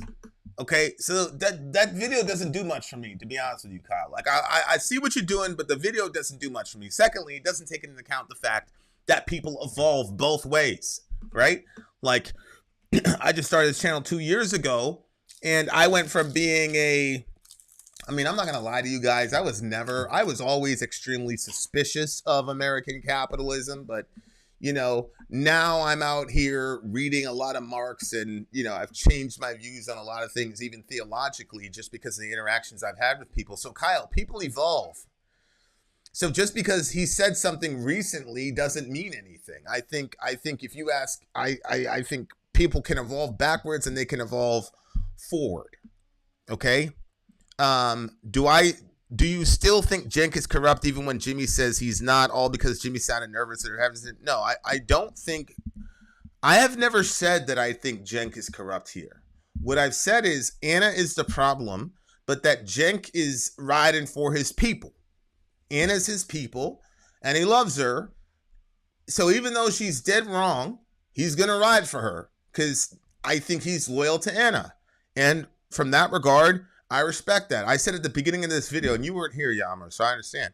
But I said at the beginning of the video, I don't like Cenk even a little bit, but to me, I see a guy who's got a friend who is out of control. I don't know what's going on in Anna's personal life. And I don't know if you guys remember this, but when the first video we shot about this, I said, pray for Anna. And if you're going to unsubscribe for them, don't go and DM her and tell her that, because it looks to me like she's under some serious emotional duress, right? So if she's I'm completely speculating, but if she's under some serious emotional duress, then Cenk is doubly right for riding for her. And he's not gonna, I would do the same thing even if he was dead wrong. Now, the serious stuff, we'd have to correct that. But as far as the personal little back and forth with Jimmy, no, I would take Anna's side if I was Cenk, even though she's wrong, publicly anyway, and I would take the hit for it. I just would. And that's how I perceive Cenk's actions in this particular situation. So I don't think that Cenk is corrupt because of that video. I'm simply saying that video does not prove that Jimmy truly believed that Cenk was pure as the driven snow. Even in that video, you could tell that he didn't believe that Cenk was pure. That's all I'm saying. Listen, TYT took investment money from a guy by the name of Buddy Roemer. Buddy Roemer is a former Republican politician. Now, when they took that money, did they then turn around and on the show they started supporting Republican politicians and pushing Republican policies?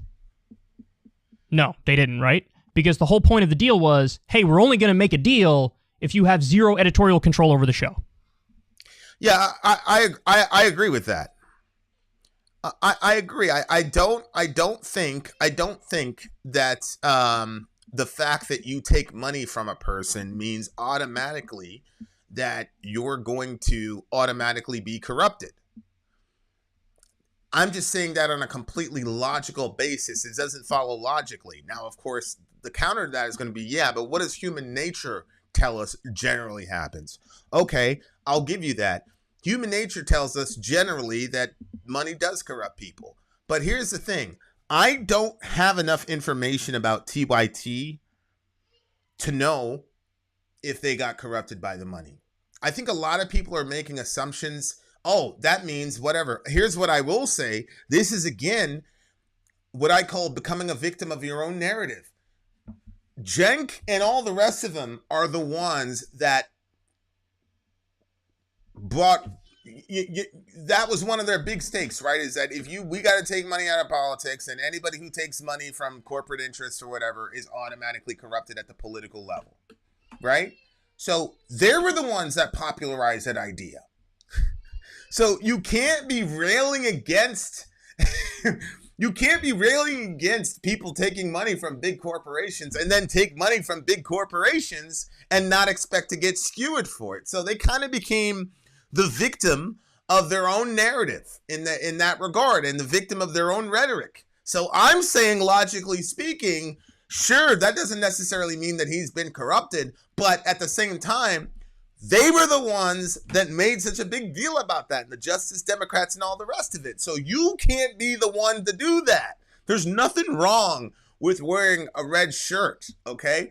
But if I'm running around saying I'm a Crip and I'm the lead Crip of the world or whatever, I can't go on fucking MTV with a red shirt. Y'all see what I'm saying? Good night. Okay, here's what Jay Murphy has to say.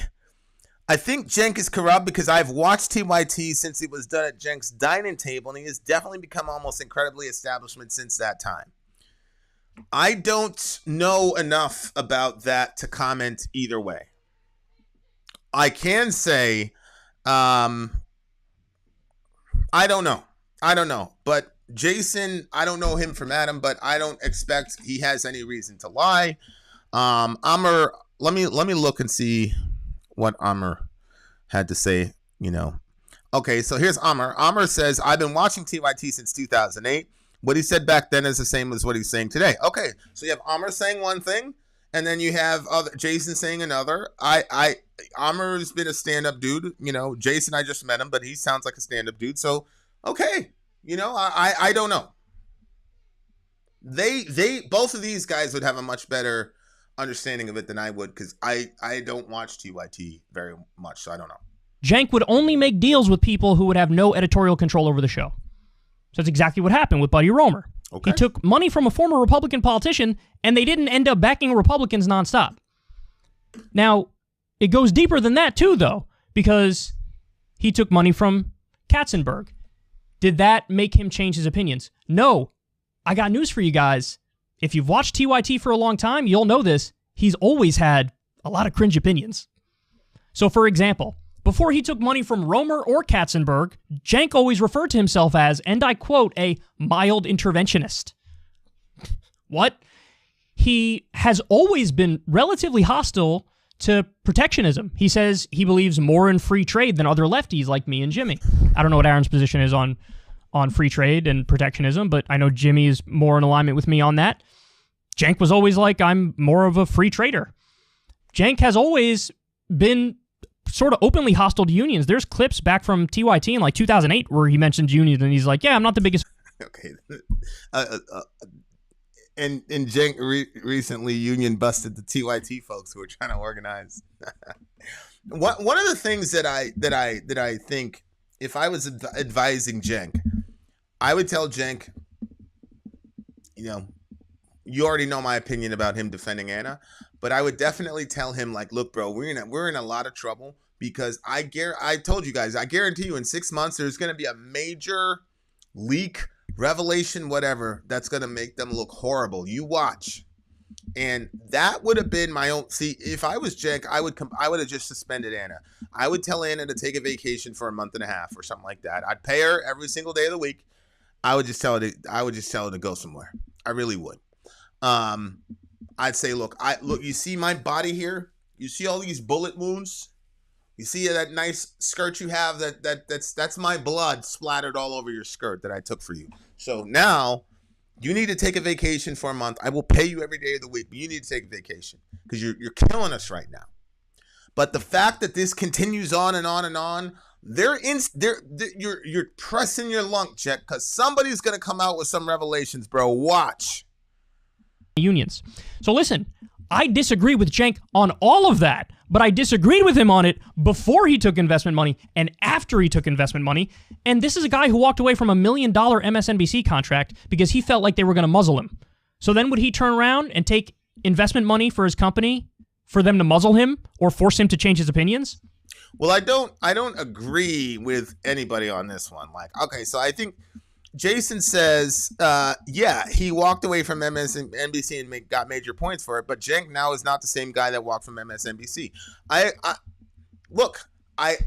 don't believe that him taking money automatically means that he's corrupted, but I also don't believe that the fact that he walked away from $1 million in MSNBC years ago means that he's the same guy. People evolve forwards and backwards. I'm certainly not the same guy. And I haven't been under any pressure relative to YouTube that he's been under. So that's just a logical fallacy. The fact that he was one way. I mean, look, he started the show by talking about how just recently, I think it was just last year, Cenk was talking about how much he loved Jimmy and he was crying that Jimmy left the show. And now, a year later, Cenk is saying things like, we should have never hired Jimmy. Now he's going on a big lying spree, lying about Jimmy, saying all types of crazy shit. So that was just 365 days, Kyle. So what is the fact? the fact that he walked away from $1 million from MSNBC a couple years ago doesn't mean that he hasn't dramatically changed. That doesn't follow at all, not even a little bit. No, he wouldn't do it. Now, again, I want to be clear about something. This isn't me saying, you can never disagree with TYT. Of course, I have 1,000 disagreements with them. Again, I literally debated Cenk on Russiagate, okay? And there's a million other things I could go on and on about where I think they're wrong. But it's definitely not that they're changing opinions because they got the money. They would only take money from people who left them full editorial control and wouldn't impact the direction of the show. If you dislike the direction of the show, you could dislike it on its own merits. You could dislike it because you disagree with Cenk and Anna. It doesn't have to be because of the money thing and their, nefarious, twisting their evil mustache behind closed doors like, I will now change direction of the show because I got the money. Listen, the only criticism I have on that front is they made a lot of bad business decisions. I think it's gross if you take investment money and then you also turn around and do grassroots fundraising. Don't do that. Because then the people who are giving you the grassroots money, they feel like they're the ones who are funding the whole shit, and then you're also raising investment money. I just think that's gross. I think that's a bad business decision. I think the optics of taking investment money, whether it's from Romer or Katzenberg, I think the optics are terrible. Yep. On that alone, I would have said don't do it. Never mind the fact that they did it and they did grassroots fundraising. But what I'll tell you is this. Terrible. Jimmy believes every word he says, and TYT believes every word they say. And so now I just don't understand how he could say that. When you said, why was it gross that Aaron Mate was called a Russiagator? A Russian asset, and then Anna implies that he's working for Assad.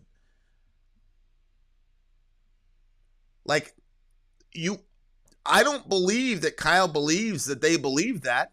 They didn't believe that.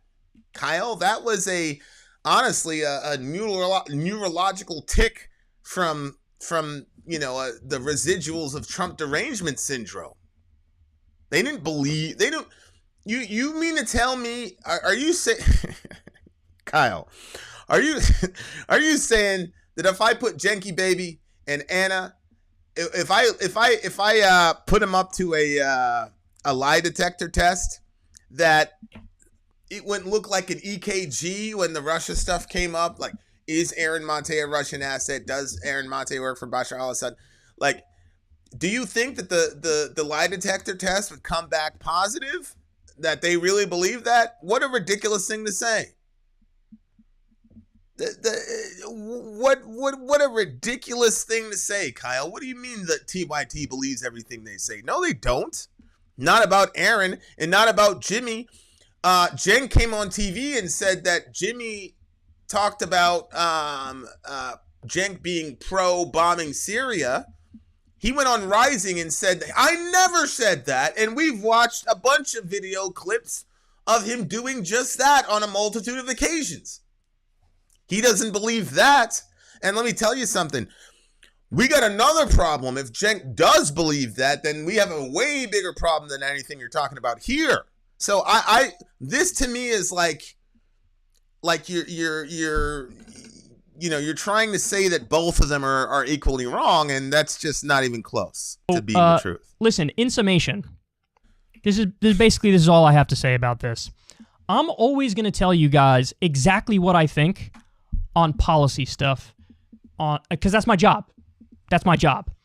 But when it gets personal, especially with people who I know and am friends with, I want absolutely nothing to do with it. I want to be a million miles away from it. So I don't want to hear about some #MeToo shit. I don't want to hear about some bickering. Well, again, him saying it like that indicates that he really doesn't believe Anna, right?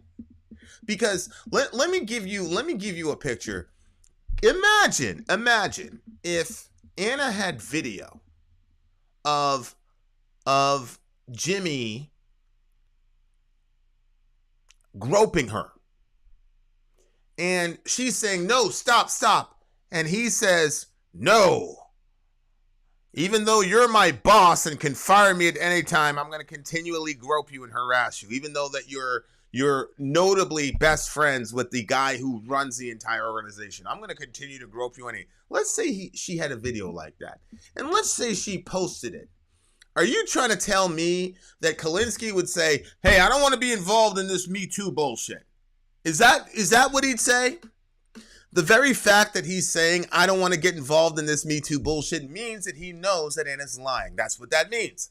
Because if he thought there was any believability in this idea that she was a victim of constant sexual harassment, which is what she claimed, then he would not have said, that's a bullshit thing I don't want to be a part of. If he believed that, he wouldn't say it was a bullshit thing he'd want to be a part of. He would go after Jimmy. But he didn't, because he was around them during that time period, and he took part in the shit, so we know why he didn't say anything. So all I'm saying is the very fact that he says Me Too bullshit means that he knows, or he doesn't believe Anna and believes Jimmy. We continue. I don't want to hear about how you think somebody's a grifter and a right-winger, and you think somebody's corrupt and they're a liar. Basically, as long as they're calling each other grifters and right-wingers and corrupt and liars, and as long as we're having the conversation about dressing inappropriately and shit, I'm out. Not only do I not want anything to do with this, I don't want anything to do with them either. Them. I'm done with all of them. Because I'm an adult, and I got no time for this high school type shit, okay? And you might think it's not high school shit, but you're wrong. You're fucking wrong. Well, our country almost invading another country again. Now, keep in mind, since Nana got shot over there in Iran, I know everybody's forgotten her and forgotten her name. Nana got shot in Iran. Then we went to Egypt. Then we went to Libya and reinstituted the slave market, literally the slave market. Brothers out there in line getting sold to Arabs because Arabs have been doing that since the 7th century. We continue. Shout out to Muhammad sallallahu alaihi wasallam, but it's a fact, okay? So the Syria situation was not high school shit.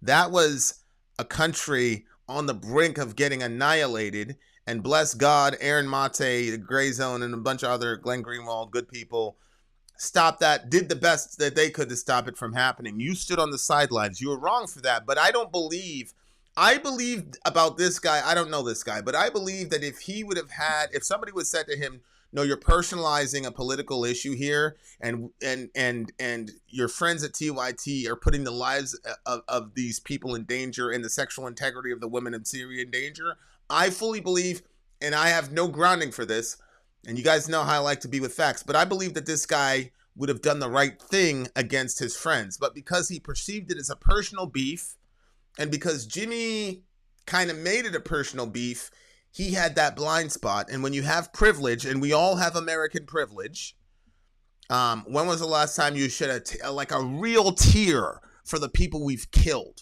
Real tear. Not saying I'm saying a real tear. Most Americans don't give a fuck what happens to people. I believe this guy is an exception. I believe he does care. And if he didn't have that blind spot, that he would have addressed it. But Kyle, you have a blind spot here when you say the Aaron Mate thing is a personal high school issue. It wasn't. You're wrong. Because if we are just talking about policy again, I got dragged into this shit. Because supposedly, oh no, it is all about policy. Is it really? Well then, you didn't think that, what are the numbers again? My 103 segments on Syria, my 82 segments on Russia, my 16 on Russiagate, my 217 on Medicare for All, and maybe a dozen on Force the Vote. That wasn't sufficient for you to understand where I am policy-wise in this conversation? And again, this is, again, I'm sorry, the problem with the left. You can look at his, he's really upset here. It's like he's some sort of victim. Kyle, it doesn't matter. Somebody said something about you on Twitter. Who cares? Somebody said that you didn't talk enough about whatever. Who cares? I don't care about any of that. There's some kid in Syria that's alive today because these guys did what they were supposed to do, and you were silent. That's the problem. Stop. You're not a victim here, bro. You're in a comfortable studio, just like me, just like everybody else. You're good. Just because some people said mean things about you in a subliminal way doesn't mean that you're some victim. come on, bro. What the fuck? So listen, on the policy stuff, yes, I happen to agree much, much more with Jimmy and Aaron, without a doubt. On the personal stuff, at this point, I want nothing to do with any of you guys. And if you don't like that, you can fuck off. And I'm not just talking to them now. I'm talking to people in the audience who might not agree with how I'm approaching this or what I'm doing. That's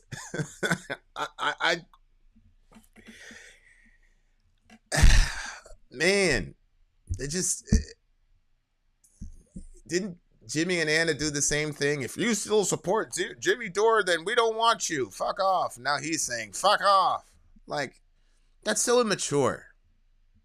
That's so immature. Like, are you this sensitive to some criticism? I mean, good night. I don't understand, but again, this is the personalization of the issue and the inability to separate your personal feelings from what your agenda is as progressives. I don't fucking care. I don't care. You care I'm about an introverted yourself, guy. apparently. I don't like drama. I'm being dragged into some bullshit. So what I'm doing, dipping my toe in the bullshit because I got dragged into it, and I'm getting the fuck out, and I'm going to be nowhere near it. Okay? And I hope I don't get dragged into it again where I have to respond again to some shit. Because I don't want to do it. I don't like to do it. But if I got to do some shit, I got to do it. And that's why I'm doing this segment right now. But hopefully this is the last thing I have to say about this. I want nothing to do with it. I want to be 1,000 miles away from it. And you should respect that. But if you don't respect that, I don't give a fuck.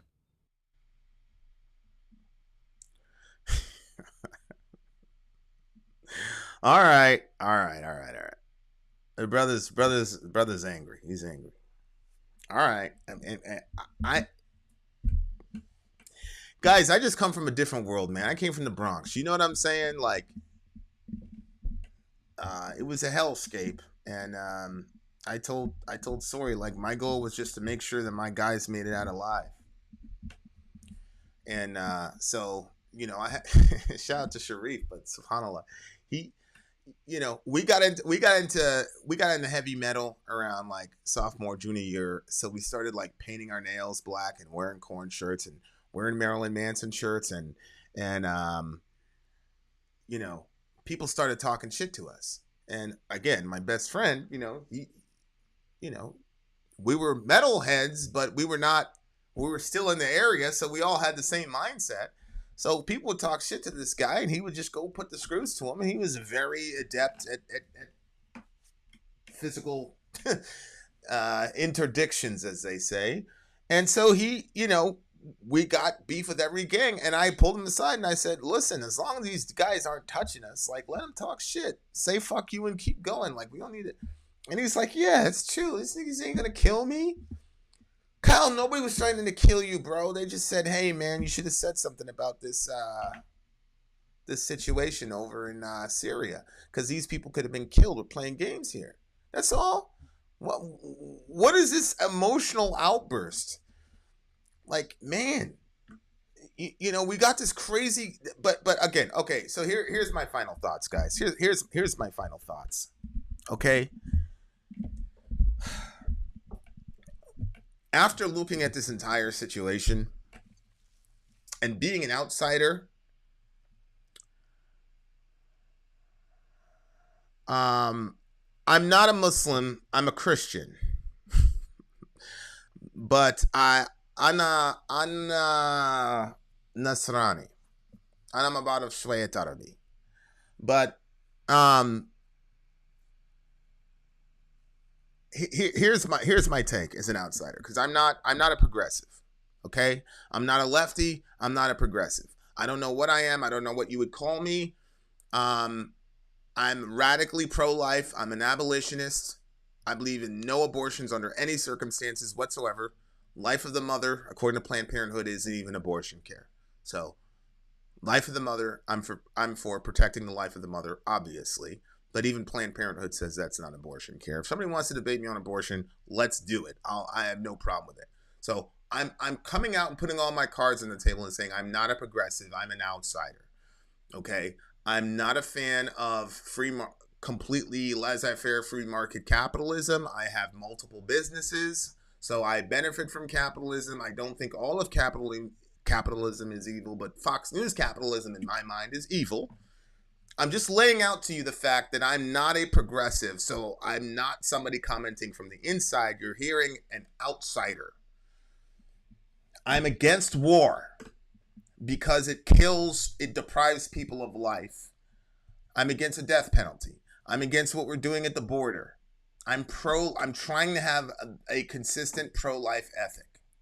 So that's why I have a serious problem with killing these people in Syria and Iraq and all the rest of it. Okay? So I'm trying to be as overly honest as I possibly can. I'm an outsider, but I feel like this is not the end of the progressive movement, but an indication that the progressive movement currently constructed is not going to accomplish anything. Because the players in the game have no political ingenuity whatsoever. Now, when AOC first came onto the scene, I said, holy shit. Now, it's very popular to say, oh, AOC's an idiot, blah, blah, blah, blah. I'm sorry. Anybody, she came out of nowhere. She utilized YouTube and social media. I understand she wasn't just some waitress or whatever. The fact of the matter is she's young. She was able to utilize the tools that millennials use in order to convert that into real power. You know, most of us on YouTube are just trying to figure out ways to convert our personalities into capital, right? You're trying to monetize your personality. That's 98% of YouTube. This woman found a way to convert her social media platform into actual real power. So when she hit the scene, I said, holy shit. And when you combine it with what happened to Bernie in 2016, there was a lot of energy, right? You had that seething rage that progressives had. And I'm watching this and I'm like, okay, we got a bunch of rage here. You've got, 89% of Republicans are 89% of Democrats are pro-Medicare for all, like 50% of Republicans. I'm one of those. And I'm like, there's no way these people can lose. You got the anger. You got a rock star. Then later on, we had the squad. I was like, look, the Fox News, they're not going to be able to use social media properly. They're not going to know how to manipulate social media like these people. And I said, holy shit, we're in for a progressive takeover. And we were. And Obama broke the thing and hit the fire alarm. He told all those people, get out right now. Pete Buttigieg had just won Iowa. Y'all remember that? You don't remember that? Right before the big one? He won Iowa and all the rest of it. Pete Buttigieg, they all quit at the same time. And then they all collapsed around this dude, Biden. The last person that they respected, literally, they had no respect for Biden. None. He was a complete laughing stock. A complete laughing stock. Kamala Harris, Cory Booker, don't y'all remember? He was a joke. Even the media, CNN, MSNBC, he was a joke. Then Obama made the phone call. Then all of a sudden, Chris Matthews and all these people, they changed their tune. And then all these people quit at the same time. Did you see how? And then, of course, Clyburn stepped in like a good house Negro and made sure that Biden beat Bernie, and that was pretty much the end of the show. Do you see how all these elements came together? That's because Pete Buttigieg put all of his aspirations aside. He put his ambitions aside, and make no mistake. Yeah, Hillary could have been the first female president, but don't you think that Buttigieg would have loved to have been the first gay president? Everybody put all their little agendas aside. They put their identity politics aside. All these left people supposedly went and put a freaking septuagenarian white male back into the most powerful seat in the world, which is supposedly everything they're against. Kamala went up there and said, you're a racist. Not really. Everybody was challenging his mental acumen. Buttigieg did. But you know what? They didn't care. As soon as Obama made the phone call, they all went in line and the media followed suit. One day Biden was a moron who couldn't spell his own name, and the next day he's the lights of the Washington Monument are like Biden's arms embracing the nation. Don't you remember when they did that? And then how did the progressives answer? Did all progressive media unify around a single candidate the way that the establishment people did? Nope. Did the progressive candidates say, "Holy shit, we gotta get behind Bernie immediately and collapse around Bernie the way they collapsed around Biden"? Nope.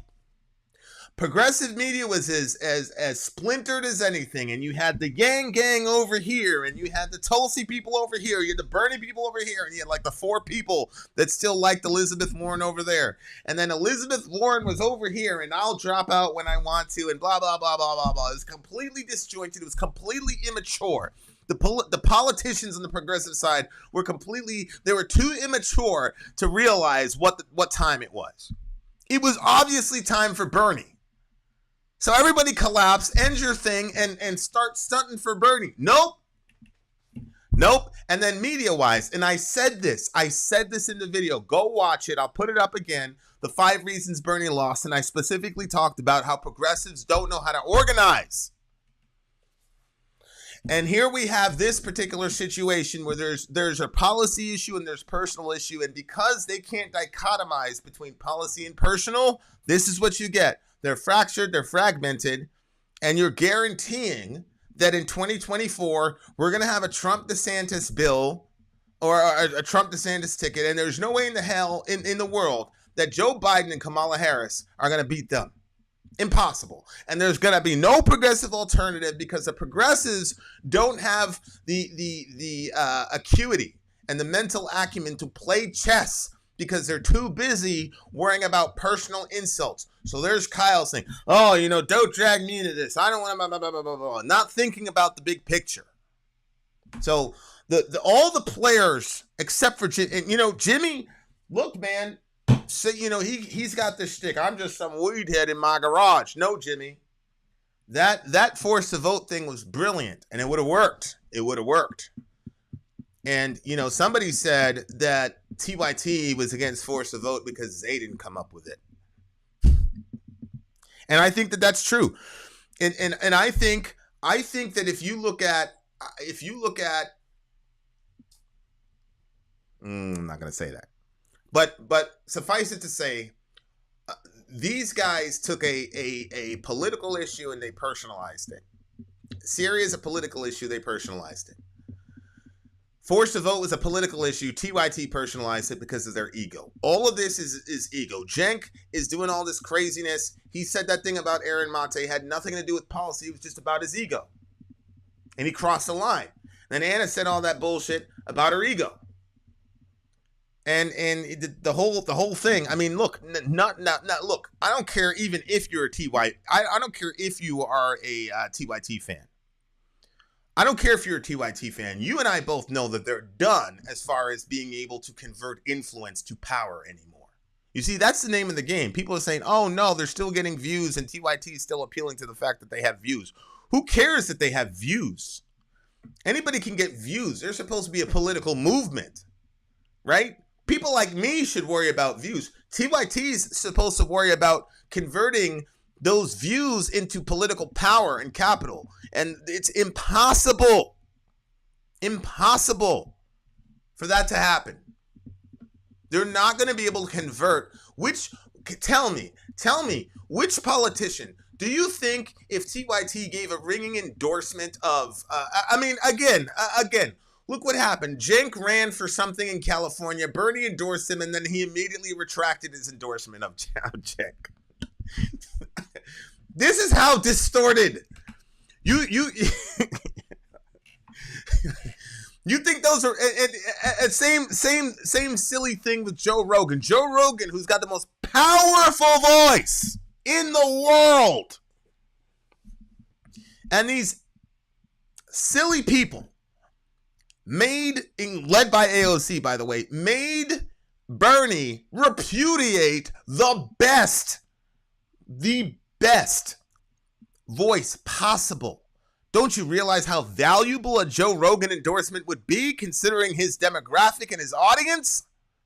But AOC led the charge because Joe Rogan doesn't believe that Fallon Fox, a biological male, should be in the ring competing with biological women in combat sports. Unbelievable. I guess he made some racist comments. So but again, him making racist comments meant that he shouldn't have been endorsed by Bernie Sanders. This is ridiculous. What a ridiculous thing to say. I don't give a fuck if Joe Rogan was a grand wizard of the KKK. We needed Bernie. He made the right call. Hey, ladies and gentlemen, you know, I shot this video a couple days ago. It's a quote from Abraham Lincoln. And I shudder to think about what would have happened to me if we had Twitter and Facebook and all that shit when Abraham Lincoln was running for president. Let me read you a selection from Abraham Lincoln, and then you guys tell me what these progressives would have done with this guy. Let's see what I'm going to read this selection from Abraham Lincoln, and then you tell me what you think the AOC and the rest of these chuckleheads would have done. And I shouldn't have said that because the scripture says you shall not speak evil of a ruler of your people. So AOC is not a chucklehead. She's a senator, and I respect her and I honor her. I'm sorry, I'm being serious here. But what do you think AOC would have done on Twitter if Abraham Lincoln was running for president and he said the following: I am not, nor have I ever been in favor of bringing about in any way the social and political equality of the white and black races. I am not, nor have I ever been in favor of making voters or jurors of Negroes, nor of qualifying them to hold office, nor to intermarry with white people. And I will say in addition to this, that there is a physical difference between white and black races, which I believe will forever forbid the races from living together on terms of social and political equality, and inasmuch as they so cannot so live. While they do remain together, there must be a position of superior and inferior, and I, as much as any other man, am in favor of having the superior position assigned to the white race. End quote. What do you think? What do you think AOC would have said about an Abraham Lincoln presidency during the antebellum period with that statement there? You see? No understanding of the big picture. Oh, Abraham Lincoln said some bad things about Negroes. Oh, he doesn't want them to vote. He's a white supremacist. So? The big picture is I have a better chance at getting freedom for people with that guy than with the other guy. That's how politics works.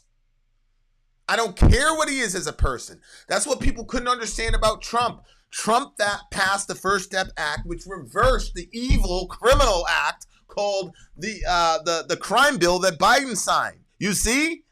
But no, we're not supposed to like that because Trump and we're about personality. He made mean comments about black people. Don't you see what he said about her on Twitter? There's a difference, guys, between policy and personality. Now with Trump, we have to put a little asterisk because unfortunately, with a player like Trump, many times his personality bleeds into politics, which is what we saw in 1-6. And please, miss me with the whole, oh, he had nothing to do with 1-6. Sorry. The governor of Maryland called to get, I was in a conversation with one of these Republican people, and I was talking to him about what happened on 1-6. And I said, how come Trump's newly appointed defense minister would not pick up the phone when the governor of Maryland was trying to get clearance to get the National Guard deployed to support those police who were vastly outnumbered? No response. There's a guy in this forum right now, and I asked him, he's a right winger. I said, if those people were brown and they were yelling Allahu Akbar and it was Obama, would you be okay with not researching what happened on 1/6? He wouldn't answer the question because he knows the answer. So my point is, both of these sides are horrible, but the Republicans know how to play the game. They know how to play ball, and they know when it's time to operate within policy and when it's time to take shit personal. This is what you don't understand. Donald Trump talked all types of shit about Ted Cruz's wife, about his dad, but then when it was clear that Trump was the one with the crown, Ted Cruz lined up like a good soldier. And a lot of people like, oh my God, he's not a man, blah, blah, blah. Nope. Ted Cruz wants to secure a certain kind of America, so he looked past his personal issue to the big picture. And that's all I'm saying. This is a reason progressives can't win, because the establishment Democrats know how to do it. The establishment Republicans know how to do it, but the progressives don't know how to do it. They're still making political shit personal and personal shit political. And they have no, and they can't even recognize who their leader is. Jimmy Dore is your leader. The guy that came up with Force to Vote is your leader, period. So you coalesce around him in the media space. And Bernie Sanders, 2020, he's your leader. So you coalesce around him in the political space. And then both of you guys work together. You create the ecosystem, and that's the only way you beat the establishment. But the establishment now, if I was an establishment person, I wouldn't even do anything to attack progressives. I'd just say, just leave them. Just leave them. Because those guys don't know how to self-correct. They don't know how to self-correct. Look, if a Democrat or a Republican establishment person would have committed the types of errors that Anna and TYT did, they would be gone. Because they would purge them out. Because they're harming what these people are trying to secure, which is simply the supremacy of their little group over everybody else in the country and by extension the world. So it's obvious they're committed to that. It's obvious Obama is doggedly committed to that. And so he makes calls and does what is necessary in order to secure that future. And the people that follow him know that that's what they're doing. And the Republicans do the same thing. Only the progressives don't know how to do that. And so when I look at these people, it's over.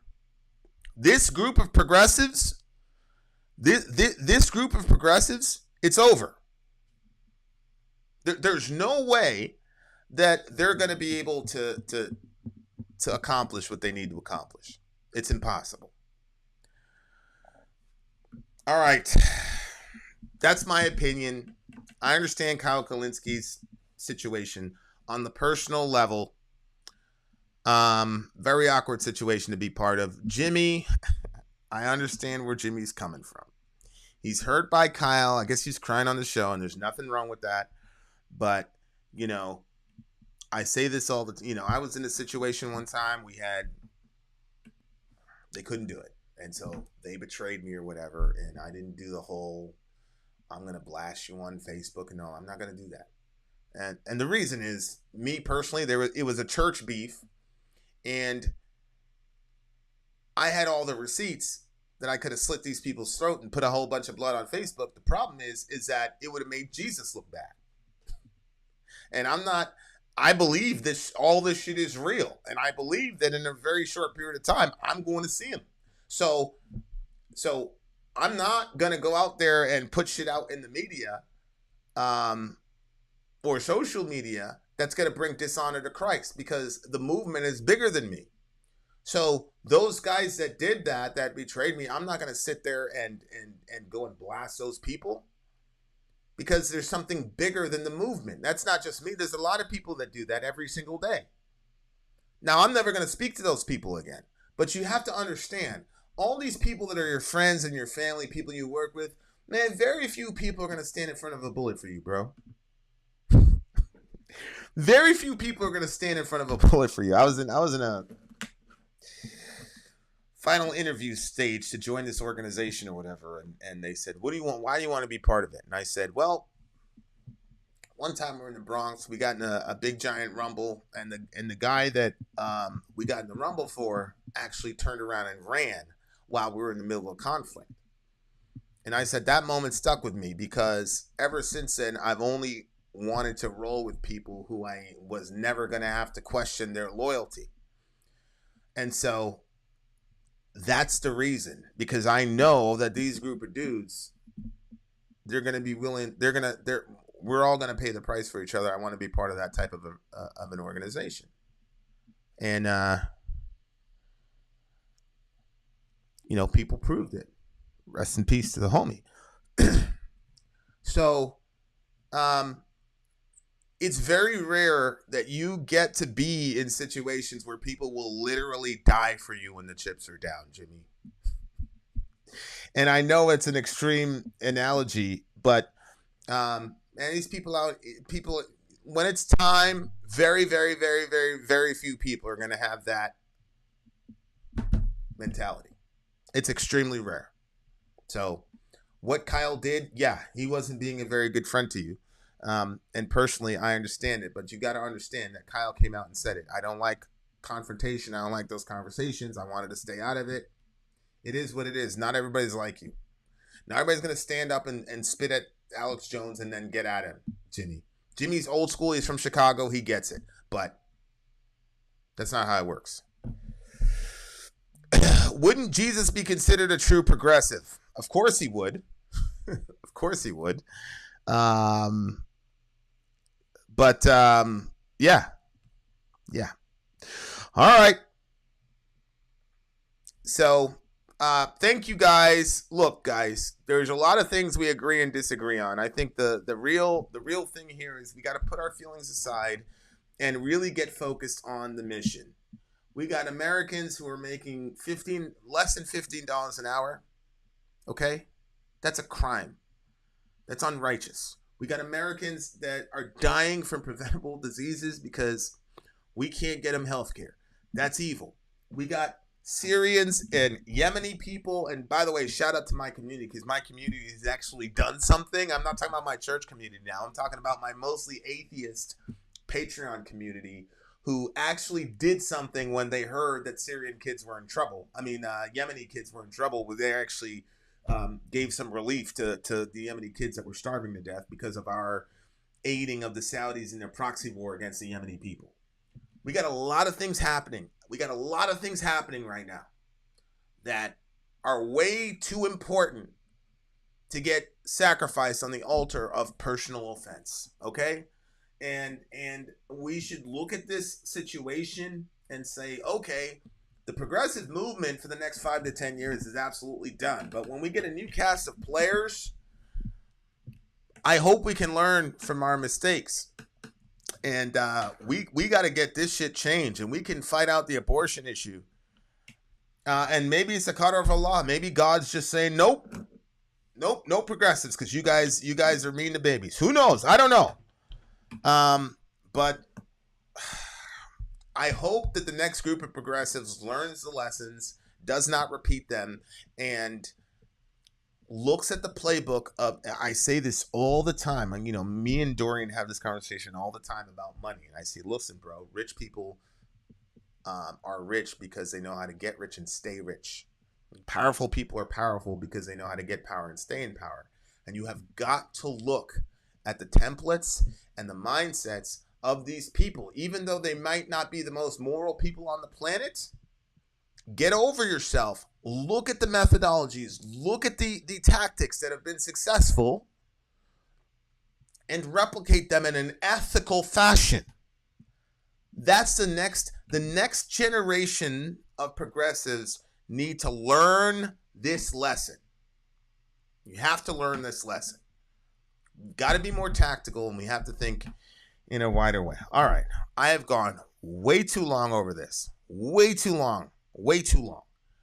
Thank you guys for hanging out. Obviously, I appreciate Amy Lee, Little Bro, Bricktown, Chick-fil-A, XBM, Matthew Hoyle, all the new folks, Middle Earth, obviously, DJ, Blaine, all the new folks.